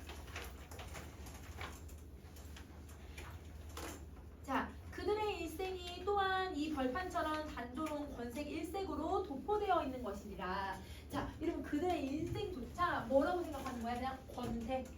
그 농민들의 삶 자체가 권태니까 이해를 못하고 그러면서 살아가고 있구나 이렇게 생각하는 거야. 일할 때는 초록벌판처럼 더워서 숨이 칵칵 막히게 싱거울 것이고 일하지 않을 때에는 일하지 않을 때가 언제일까? 겨울이에요. 농민들은 겨울에 일할 게 별로 없거든요. 그러면 여러분 일할 때는 언제를 얘기하는 거야? 봄, 여름, 가을, 지금 여름을 얘기하고 있는 거야. 그치? 그래서 이때는 황혼처럼 거칠고 구주하게 싱거울 것이다. 그러면 여러분 지금 선생님이 이렇게 관로 표시해 놓은 거는 초록의 들판, 즉 여러분 언제 들판이냐면 겨울을 제외한 여름의 들판과 그 다음에 겨울의 들판에서 여러분 화자가 무엇을 느끼고 있는 거냐면 모두 다 권태롭다라고 느끼고 있는 거죠. 그러면 여러분 권태를 나타내 줄 수 있는 단어가 더 나왔네. 단조로움, 변화 없음. 여러분 아까 단순화 이거 말고 싱거움. 이 싱겁다라고 하는 말도 단권태 이렇게 생각해주면 되는 거죠. 자, 그들에게는 흥분이 없다. 벌판에 벼락이 떨어져도 이러면 뇌성, 이러면 그 번개 소리 끝에 가끔 있는 다반사에 지나지 않는다. 그러면 여러분 농촌에서 어떤 큰 사건이 일어날 수도 있잖아. 농촌에서 일어나는 큰 사건도 농민들에게는 흥분이 되지 않는 거예요. 그래서 촌동, 여러분 촌에 사는 어린아이가 범에게 물려가는데 그 맹수에 사는 여러분 맹수가 사는 산촌에 가끔 있는 신벌 여러분 그냥 얘들아 신이 내린 벌이라고만 생각을 해버린다. 실로 전선주 하나 없는 벌판에서 그들을 무엇을 대상으로 흥분할 수 있을까? 자 여러분 전선주 하나 없는 벌판 지금 전선주가 뭘 상징하고 있냐면 문명이거든. 문명. 그러면 여러분 이 문명 하나 들어오지 않는 벌판에서 얘네들은 뭘 즐기면서 살아갈 수 있을까? 그러면 이 질문의 방식 또한 일단 뭘 해주고 있는 거냐면 이 농촌과 농민들에 대한 비판이야. 왜냐면 권태를 못 느끼고 있다라고 하는 거. 권태를 느끼더라도 얘가 그걸 인지하지 못한다라고 하는 걸 비판을 해버리는 거예요. 팔봉상등을 넘어서 철골 전선주가 늘어섰다. 얘들아 전선주가 아예 없는 게 아니네. 그러면 여러분 이 마을 들어오는 이 팔봉상 근처에 전신주가 이런 가로등처럼 여러분 등 이렇게 전신주 있잖아요. 전기불이 들어오는 곳이 들어왔다는 거예요. 자 거기에서 그 전선이야. 전선은 이 촌락에 엽서 한 장 내려뜨리지 않고 서 있는 상태다. 여러분 이 전선은 대부분 이렇게 전선들이 쭉 이렇게 있으면 이게 다 연결 이렇게 되어 있잖아. 그러면 그렇게 연결되어 있으면 뭘 할 수가 있냐면 전화를 할 수 있었거든요 옛날에는. 그러면 전화는 대부분 소식을 전달해 주잖아요. 근데 이곳에 엽서 하나 못 보는데 소식 하나 들어올 수가 없대. 왜? 전선주가 있어도 이거를 사람들이 써먹지 않으니까. 그러면 여러분 이곳은 문명을 얘가 발달시켜 줄 수 있는 애가 들어오기는 했지만 그걸 제대로 활용하지 못하는 곳이라고 얘기를 해버리고 있는 거네. 자 동선으로는 전류도 통할 것이다. 이 전선은 전류도 아마 통할 거야. 그러나 그들의 방에는 아직도 전기가 들어오는 게 아니라 얘들아 등불을 사용을 하고 있고요. 어두침침한 그 이상의 전선주들은 이 마을의 동구에 들어선 포플러 나무에 불과할 뿐이다. 그러니까 얘들아 나무나 다름없이 그냥 서 있을 뿐이다. 이렇게 얘기를 하고 있는 거야. 그러면 여기 빈칸 넣어보자 얘들아. 자 여러분 전선주는 여러분 어떤 의미라고 했어? 아까 문명이라고 얘기했지. 그래서 여러분 저기다가 문명의 혜택이라고 다시 한번 적어주고 문명의 혜택. 자 그리고 마을 동구에 늘어선 포플러 나무와 얘들아 조금 더 다를 게 없다라는 건 전기 혜택을 받지 못하는 이 마을에 전선주도 나무처럼 얘들아 그냥 변함없이 그냥 서 있는 존재일 뿐인 거야. 그냥 단순화되어 있는 모습인 거지. 그래서 여러분 얘는 변함이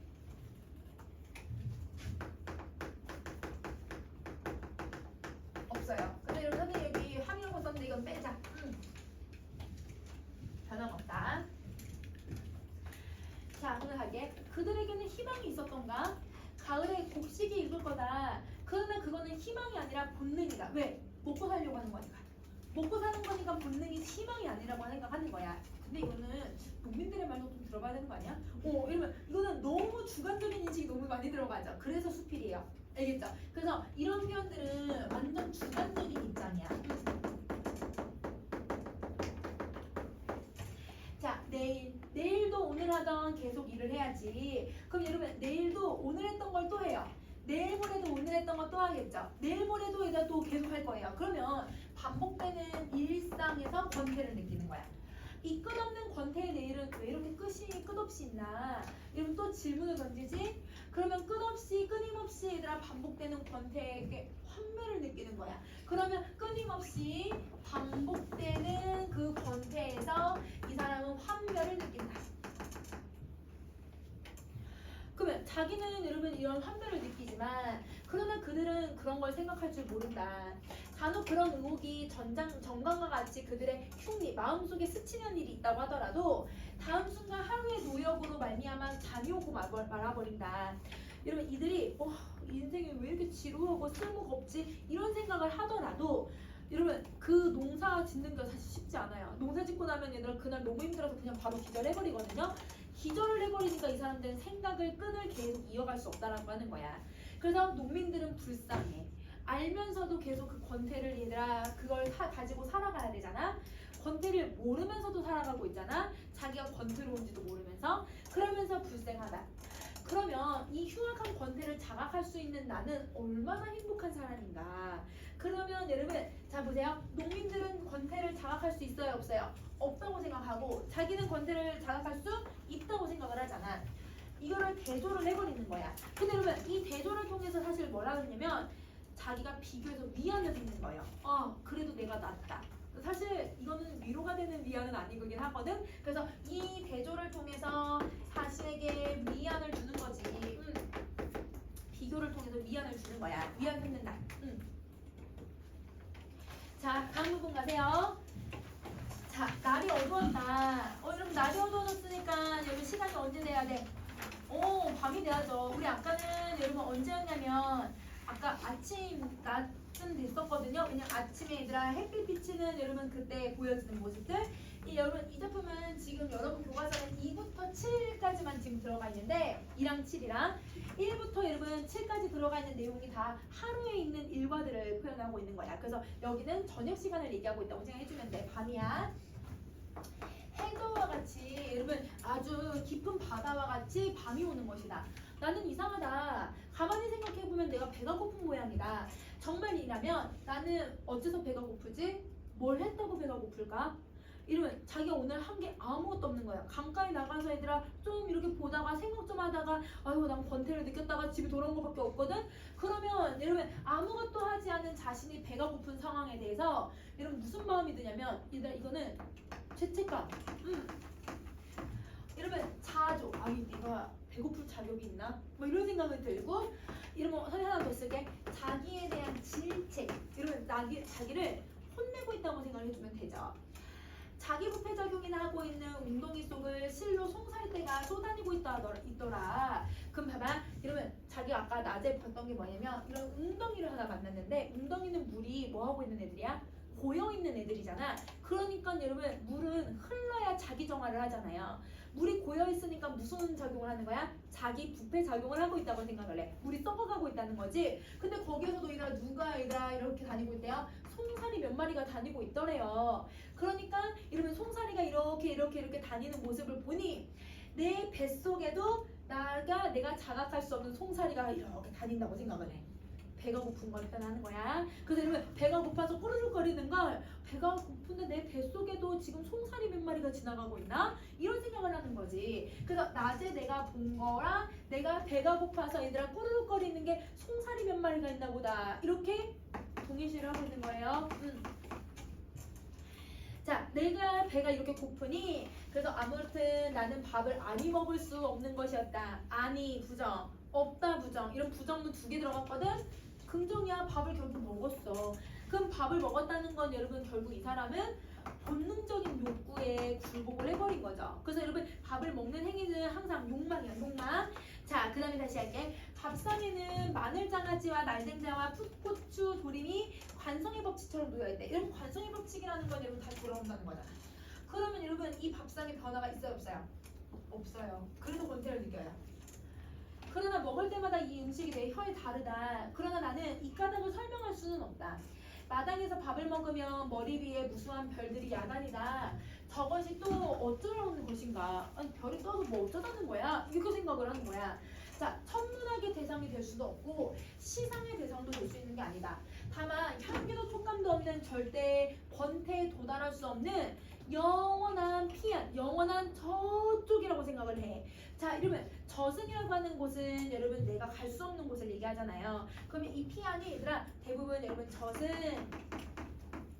이상적인 공간을 얘기하거든. 그래서 여러분 절대적인 권태가 도달할 수 없는 권태롭지 않은 공간이긴 하지만 내가 갈 수가 없잖아. 그래서 영원한 어떤 이상적인 공간이지만 내가 갈 수 없는 거. 별조차 이렇게 싱겁다. 이러면 아까 싱겁다가 뭘 상징하는 거라고? 권태. 그렇지. 그러면 자 다른 사람들한테는 얘들아 별이 어떤 존재냐면요. 여기서 나오죠. 천문학적 여름은 천문학의 대상이 된대요. 즉 연구 대상이죠. 그리고 여러분 시상에 얘들아 영감을 준대. 여러분 영감을 주는 대상이 아니에요. 그러니까 대부분 어떤 사람들은 별을 보면서 얘들아 대부분 아름답다, 연구해봐야지, 아름답다, 내가 시를 써봐야지 이러는데 자기한테는 연구 대상도 아니고 영감의 대상도 아니라는 거야. 오롯이 나에게는 감흥이 없는 권태의 매개체가 되는 거죠. 권태의 대상인 거예요. 자, 저녁을 마치고 밖으로 나와보면 집집마다 모깃불의 연기가 한창이다. 그들은 뭐 아주 마을에서 마당에서 멍석을 펴고 잔다. 왜냐면 너무 더워서. 이러면 90년대 말, 2000년대 초반까지만 해도 아파트나 얘들아 사람들 에어컨이 많이 없었을 때, 그때 얘들아 사람들 너무 더우면 여름에는 아파트 단지 아래 내려와서 얘들아 돗자리 깔고 자기도 해요. 그랬어요. 그래서 이러면 90년대까지만 그렇게도 하기도 했거든. 그런데 지금은 에어컨 다 있고 선풍기 막 붙고 하니까 안 그러잖아. 그러니까 이러면 사람들이 더우니까 마당에 나와가지고 다 멍석 깔고 자는 거야. 여름이니까. 그러면 별을 보면서 자요. 사람들은, 농민들은. 근데 그들은 별을 보지 않아요. 그 증거로는 멍석에 눕자마자 눈을 감거든요. 왜? 피곤하니까. 그치? 노동을 하니까 너무 피곤하니까. 그리고 눈을 감자마자 쿨 잠이 들어요. 별은 그들과 관계가 없죠. 나는 얘들아 별을 보면서 권태를 느끼는데 이들은 이런 관계가 없다는 건 이들은 권태를 못 느껴. 마을 사람들은. 그러면 자, 나와 달리 얘들아 농민들은 별을 보면서 얘들아 잠이 든다는 건 이러면 이들은 여러분 권태를 느낀다 안 느낀다? 안 느낀다. 나만 권태를 느끼고 있다고 생각해주면 되는 거야. 나는 소화를 촉진시키느라고 길을 왔다 갔다 산책 좀 하고 돌칠 때마다 멍석 위에 누운 사람의 수가 점점 늘어나기 시작을 해요. 내가 왔다 갔다 할 동안 사람들은 계속 이다 누워서 자는 사람들이 많이 생기는 거죠. 자, 그 다음 거 가자. 이곳이 시체와 뭐가 다를까? 이러면 사람들을 이제 뭐에다 비유를 해버린 거야? 시체에다가. 그렇지. 그래서 여러분 시체에다가 비유를 해버리더라. 그러면 여러분 이 비판의식이 없는 농민들을 어떤 존재라고 생각하면 그냥 죽어있는 존재라고 생각을 해버리는 거야. 그러니까 농민들에 대한 완전 부정적인 인식이 들어가 버리는 거지. 자, 그리고 이렇게 잘 먹고 잘 줄 아는 시체. 나는 이런 신뢰로운, 좀 약간 그래도 한 사람한테 시체 같다고 하면 좀 그렇잖아. 그래서 약간 신뢰되는 이런 표현을 정지해야만 되겠다. 그만 생각해야겠다. 나도 가서 자야겠다. 방에 돌아와서 나는 나를 살펴본다. 이러면 살펴본다고 해서 진짜 이렇게 살펴보는 걸까? 살펴보는 게 뭐야 얘들아? 성찰.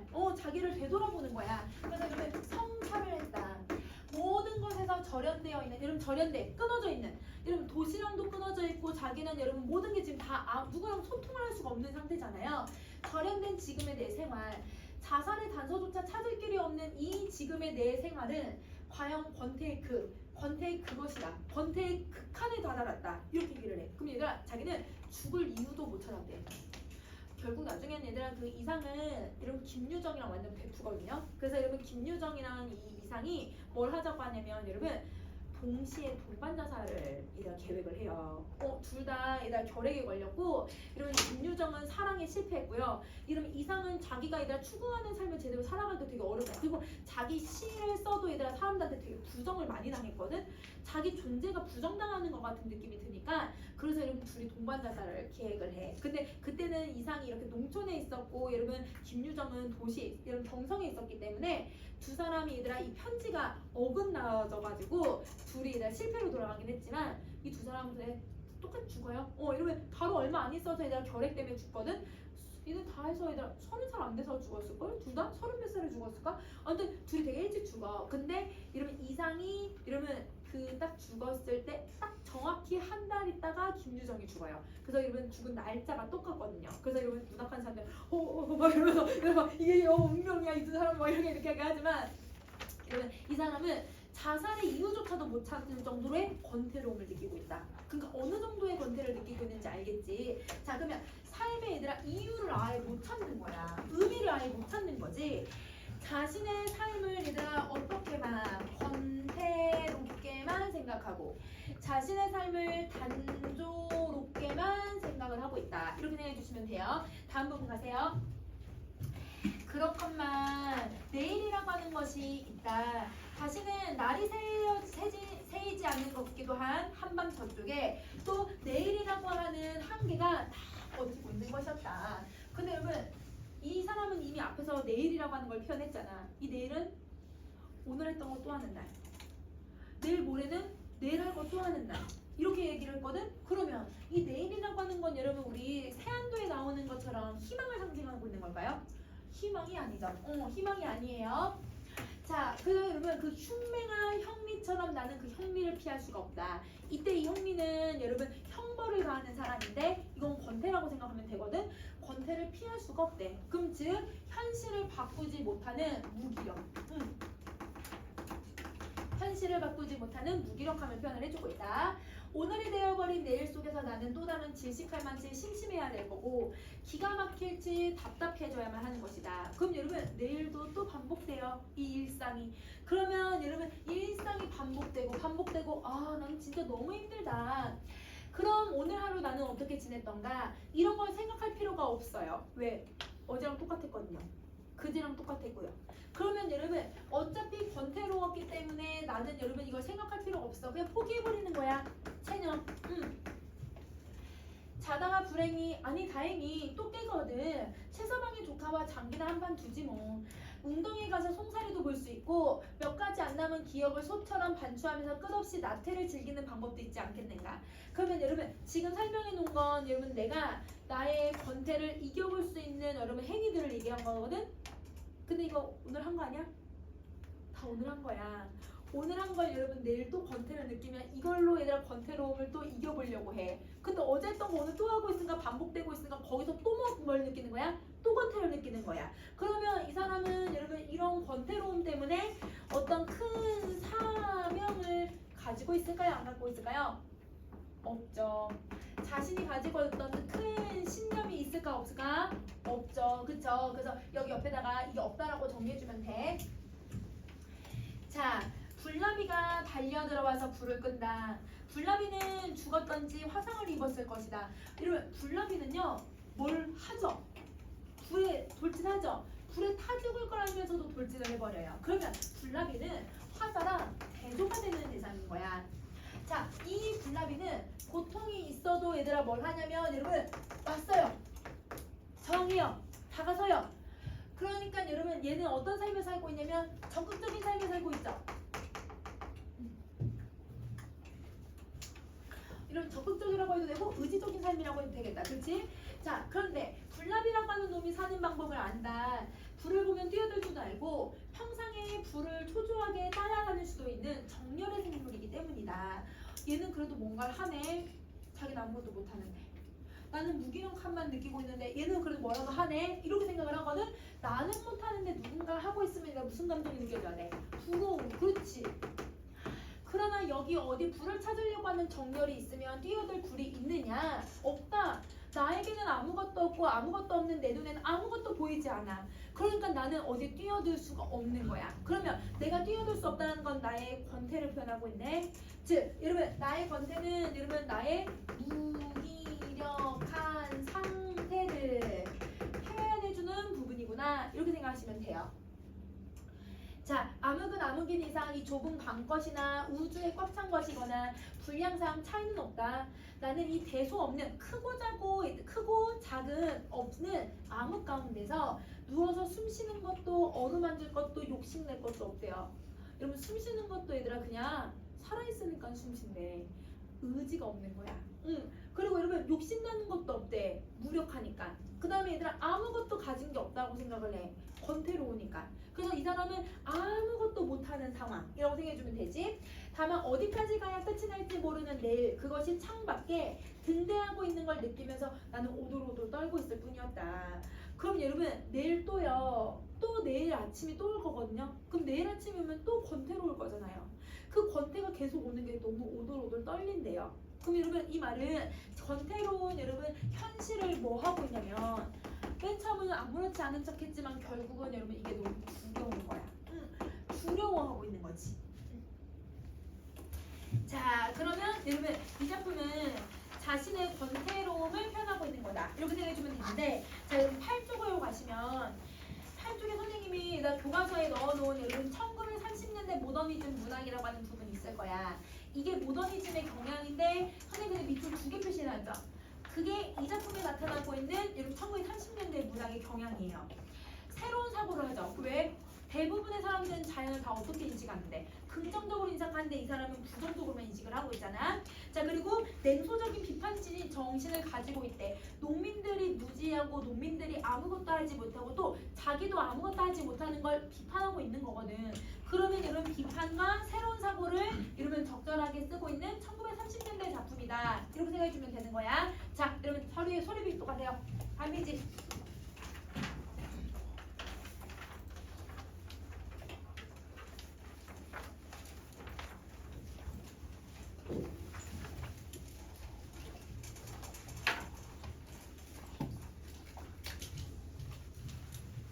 자, 여러분 얘는 전체 줄거리가 있으니까 전체 줄거리로 내용 좀 정리하고 넘어가 볼게.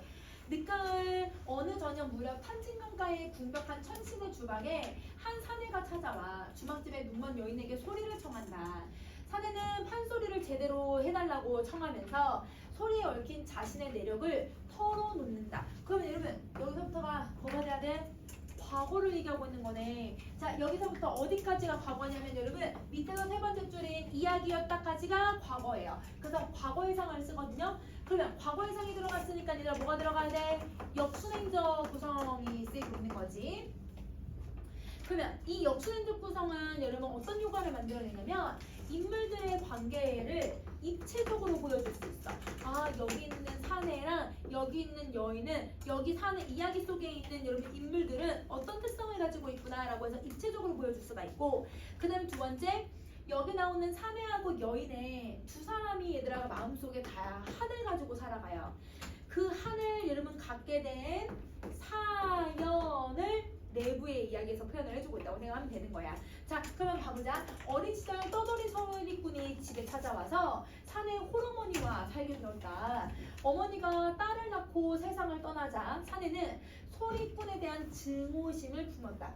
이후 사내는 소리꾼과 여기저기 돌다가 도망을 치지만 세월이 흘러도 소리를 버리고는 살아갈 수가 없어서 소리를 찾아서 진정한 소리를 찾아서 계속 소리를 들으면서 살아가고 있다고 얘기를 하더라.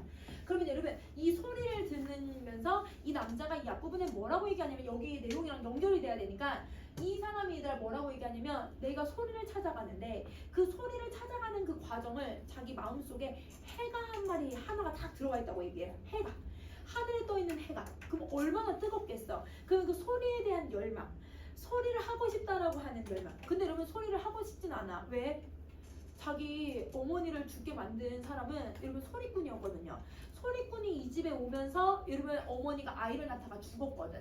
그러면 사실 이 남자하고 이 소리꾼은 여러분 피가 섞여 있지 않은 사람이고, 근데 여러분 이 여동생은 얘들아 어때? 아버지랑 이렇게 이제 어머니 쪽으로 이렇게 여동생은 혈육이기는 하지만 이 남자는 증오의 대상인 거야. 그러니까 남자가 소리를 했기 때문에 이 얘들아 사내도 절대 소리하고 싶지 않다. 근데 소리하고 싶은 열망이 마음속엔 있어. 근데 이 남자가 싫어가지고 소리꾼이 싫어서 안 하고 있는 거거든. 그러니까 이게 못하니까 얼마나 원통하겠어. 그러니까 소리를 듣고만 다니는 거야. 그럼 가슴 속에 얘들아 그 원한을 해덩이라고 표현을 하는 거야. 그래서 여러분 이때 소리를 버리고 살 수가 없는 이 소리 찾아가는 이 마음을 이 여기서는 해덩이라고 표현한 거예요. 자기 마음에는 해를 하나 갖고 있다. 그래서 그 사내와 여인은 밤새 소리를 나누면서 온누이라는 걸 알게 되고, 근데 서로를 내색하진 않는다. 이튿날 사내는 주막을 떠나고 여인도 10년 넘게 머물던 주막을 떠날 결심을 천씨에게 말한다. 근데 여러분 봐봐. 10년 만에 동생 만났고 오빠 만났으면 막 부둥켜 안고 이렇게 해야 되는데 그러지 않아. 그렇게 얘들아 이들이 서로를 얘들아 모른 척하면서 떠나간 이유가 뭘까? 왜 내색하지 않은 이유가 뭘까? 이들은 여러분 이 한을 갖고 사는 사람들인데 이 한 때문에 사실 소리가 되는 거거든요. 소리가 나와요. 그러면 여러분 이 한을 만약에 풀어버리면 소리가 될까 안 될까? 안 돼. 한을 풀으면 얘들아 소리가 나오지 않아. 그래서 여러분 이 한을 지닌 채 소리를 계속하려고. 그러면 쉽게 말하면 예술의 경지를 계속 유지하려고 하는 예술에 대한 욕망을 가지고 있었기 때문에 이들이 헤어질 때 얘들아 내색을 안 하지 않았을까, 이렇게 생각을 해주면 되는 거야. 자 그러면 여러분 이 중간 내용 여기 딱 중간 내용 한번 살펴보자. 사내는 이야기를 끝내고 나서도 마치 아직도 그 들끓는 태양볕을 머리 위에 견디고 있는 것처럼, 즉 이런 햇덩이를 계속 견디고 있는 것처럼 얼굴을 심히 고통스럽게 찡그리고 있었다. 그럼 여러분 이 태양볕이라고 하는 건 그 햇덩이라고 생각을 해도 되지만, 태양볕은 여러분 뭐라고 생각해도 되냐면 이 소리꾼이 여자네 집에, 여자네 집이란다, 이런 그 사내네 집으로 왔을 때 그때가 뜨거운 여름이었거든. 그날이 생각이 나는 거야.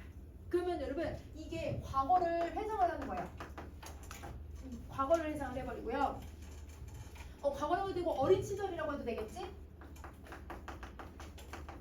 이걸 회상하게 만들고 어머니를 찾아온 소리꾼에 대한 과거의 기억이 연결이 되는 거예요. 그래서 그 소리꾼에 대한 증오심, 소리꾼에 대한 얘들아 원망, 이런 것들이 얘들아 얼굴을 고통스럽게 만들고 있다고 생각하면 돼. 하지만 여자의 얼굴에는 사내의 이야기가 다 끝날 때까지 시종, 처음부터 끝까지 마음이 흔들리는 듯한 흔적이 보이지 않는다. 여름날 햇볕에 지쳐나간 가로수처럼 무겁고 적막한 모습으로 시종일관 무연스럽게 허공만 지키고 앉아 있었던 것이었다. 그러면 여러분 가로수처럼의 얘들아 누구야? 얘들아 여자야. 여러분 이 눈먼 여인은 얘기를 해. 그거는 차라리 그녀가 술청마루 끝 별밭 속으로 나와서 앉아서 보이지도 않는 윤길 속에 끊임없이 무언가를 기다리고 있는 그런 모습이었다. 그러면 여러분 이 여인은 눈이 보이지 않아요. 그러면 여러분 이 눈먼 여러분 여인은 여러분 눈이 먼 이유가 얘들아 뭐 때문이냐면 아버지가 얘들아 이게 이제 영화랑 여러분 이제 소설이랑 좀 다르기는 한데 여러분 눈을 멀게 하는 얘들아 약을 먹여. 아니면 여러분 여기 얘들아 그 산을 눈에 넣어버려요. 그러면 여러분 눈이 안 보이게 된단 말이야. 그러니까 여러분 눈먼 여인은 아버지의 용방 때문에 눈이 안 보이는 거야. 여러분 너무 원통할 것 같지 않아? 자기 아빠가 자기 눈을 멀게 했다는 게 이게 하냐? 그 이유도 얘들아 왜 눈을 멀게 했냐면 눈이 멀어야 얘들아 가슴속에 원한이 생겨서 소리가 나온다고. 그러니까 아버지의 욕망이라는 건 아버지가 얘들아 소리를 하고 싶은데 사실 딸만큼의 재능은 없었던 거예요. 그러니까 딸이 키워봤더니 너무 소리를 잘하는 거야. 그럼 얘가 한만 가지고 있으면 소리를 할 수 있을 것 같은데 더 잘할 것 같은데 이런 마음에 아버지는 눈멀게 만든 거야. 그러니까 이 아버지의 욕심 때문에 얘들아 눈이 안 보이게 만들어버린 거죠. 그럼 이게 한을 갖고 있는 거예요. 자, 그러니까 이 여자는 그런 원한스러운 얘들아 그런 삶, 지난 삶, 그 지난 삶을 그냥 가만히 인내하면서 버티면서 살아왔던 거야. 그걸 표현하고 있는 거야.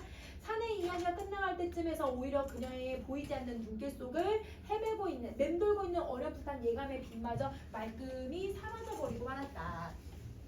자, 그 다음 거 한번 가볼게. 자 그러면 이제 제 소리나 밤새 해드리겠소.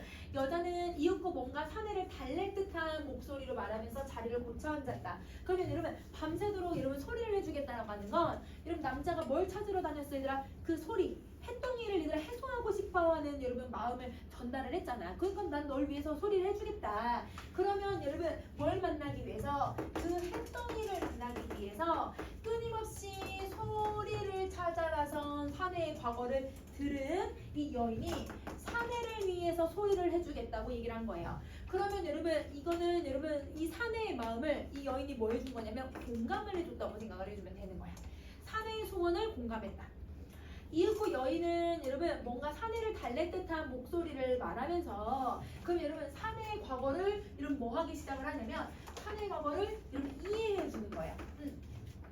고쳐 앉았다. 그러고는 지금까지 그녀 앞에 있었던 국통 장당 막대를 말없이 사내 앞에 밀어다 놓았다. 그러면 소리를 철회해 들을 수 있는 사람 정도면 장당 좀 잡아달라는 신용이었다. 소리를 청해 들을 만한 사람한테는 흔히 해왔던 일이에요. 왜냐면 소리를 듣는 사람들은 어느 정도 장단을 맞춰줄 수 있으니까 장단을 부탁을 한 거죠. 여자는 의뢰 손님의 솜씨를 믿는 얼굴이었다. 왜? 그렇게 소리를 찾아다녔으니까 어느 정도 좀 치지 않을까 이런 생각을 한 거죠. 그럼 자, 소리를 들을 줄 아는 사람이니 장단을 맞출 수 있다고 생각을 했고요. 이거는 여러분 오빠라고 생각하고 준 게 아니에요. 여러분 어느 날 의뢰 당연히 하는 행동이라고 했잖아요. 오빠라고 준 거 아니에요. 여러분 의도치 않게 맡겼더니 나중에 나서 자기 오빠라는 걸 나중에 한 거야.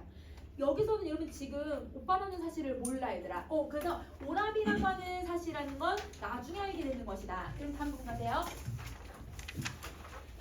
자, 여인의 이런 갑작스러운 주문에 이번에는 당황한 게 사내 쪽이었다. 여자가 밀어보낸 그 부통을 이제 앞에 둔 이 사내의 눈길에는 졸지에 일을 당하고 당황해하는 눈빛이 역력했다. 자, 얘들아, 왜 당황했냐면 이 의붓 아버지를 떠난 이후에 얘들아 북장단을 얘들아 동무는 한 번도 얘들아 연주를 해본 적이 없거든요. 이 사내는. 그러니까 쳐보지 않았기 때문에 당황을 했다. 자, 하지만 그 보이지 않는 여자의 눈길은 일방적으로 손님을 강요해오고 있었다. 이때까지 얘들아 오빠 말한 거 안다 모른다. 모른다. 하도 오래 손을 잡아본 일이 없어서 내 장단이 자네 소리에 잘 맞아들지는 모르겠네. 그러면 이렇게 말을 하고는 있지만 엄청 당황했을 거야. 그치? 사내도 마침내 여인을 피할 수 없다고 생각한들 자기 앞으로 북통을 끌어당겼다. 그로부터 여자와 술소는 다리치 소리로 꼬박 밤을 지새웠다. 근데 선생님이 지금 이렇게 밑줄 쳐놓은 부분들이 있을 거야, 얘들아. 이게 모두 다 두 사람이 오랍이라는 걸, 혹은 오랍이랑 동생이라는 걸 알게 되는 거. 암시해주는 거야. 그래서 여러분 두 사람이 남매지간이라는 걸 암시해주는 부분. 자, 12번 가세요. 여자는 이제 숨이 짧은 단가, 이러면 단가가 시조창이야. 시조창, 시조를 다 부르고 판소리 가락으로 손님을 휘어잡았다. 쑥대머리에서 춘향가는 옥중에서 자기 신세 한탄하는 이야기. 그리고 여러분 흥보가에서 매풍파리, 매를 팔아가지고 맞아서 억울한 막 슬픈 노래. 그 다음에 신세 한탄하는 진양조의 가락을 섞어내고. 그러면 여러분 진양조는 판소리의 속도 중에서 제일 느린 대목을 얘기를 해. 느리니까 더 애달프게 만들겠지.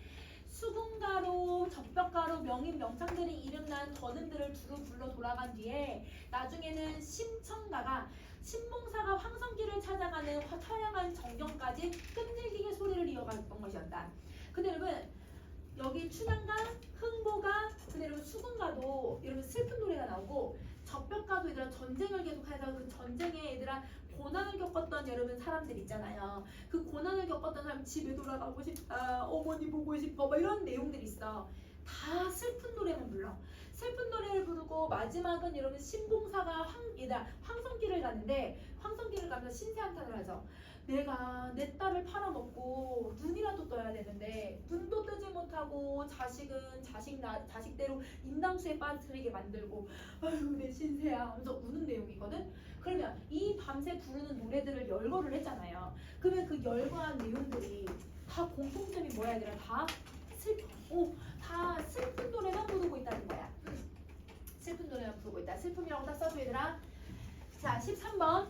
지칠 줄 모르는 소리였다. 여자의 목청은 남정네들의 그 컬컬하고 얘들아 장중스러운 우우조이다. 그 되게 굵은 목소리도 낼 줄 알고 여인의 특유하고 맑고 고운 계면조 소리도 내고 때로는 바위처럼 무람하고 도장 기백이 솟아오른다 하면 때로는 낙하처럼 한스럽고 서리발처럼 섬뜩섬뜩 귀기가 넘치는 일단 한이 서리는 목소리도 내었고 여러분 이거는 한이 서린다는 뜻이야. 가파른 절벽을 넘고 나면 이런 가파른 절벽이라는 건 소리를 꺾어서 소리를 내기도 하고 강물이 유장하게 흘러가는 것을 다다다다다다다 흘러가게끔 이런 말하기도 하고 사나운 폭풍의 한 방이다 다다다다 쏟아내는 이런 말도 하기도 하고 새소리가 무구르 있는 꽃발판의 한나절 부드럽게도 노래할 수 있고. 그러면 여러분 지금 여기는 여러분 지금 이 여자가 어떻게 소리를 내고 있는지를 묘사를 해준 거잖아. 그 묘사를 하기 위해서 무슨 표현법을 쓰냐면 바위처럼 여러분 혹은 여러분 낙하처럼 서리발처럼 비유해주기도 하고 이것도 다 비유죠 여러분. 비유법을 사용을 하고요. 그 다음에 여러분 열거를 해주죠. 그러면 여러분 소리를 내는데 한 가지 소리만 내는 게 아니라 정말 다양한 소리를 내지. 그러면 여러분 이 여인의 소리가 지금 어느 수준까지 가냐면 최고의 예술의 경지, 예술적 경지에 올랐다라는 걸 보여주는 거야. 자유자재로 얘들아 막 구사를 해버리는 거죠. 이 놀라운 건 지칠 줄 모르는 목소리뿐만 아니라 술손의 장단 가락 솜씨 또한 예사가 아니라는 것이었다. 그럼 여러분 지금 술손이 얘들아 그 장단을 맞춰주는 거라 여자의 그 소리는 조화를 맞추고 있네. 그러면 여러분 이 소리와 장단이 조화를 맞추면 맞출수록 두 사람이 남매지간이라는 게 너무 잘 드러나는 거죠. 그렇게 해서 노래를 불러요. 자, 이러면 선생님 뒷부분 조금 남았는데 다음 주에 이거 가지고 오자 얘들아. 알겠지?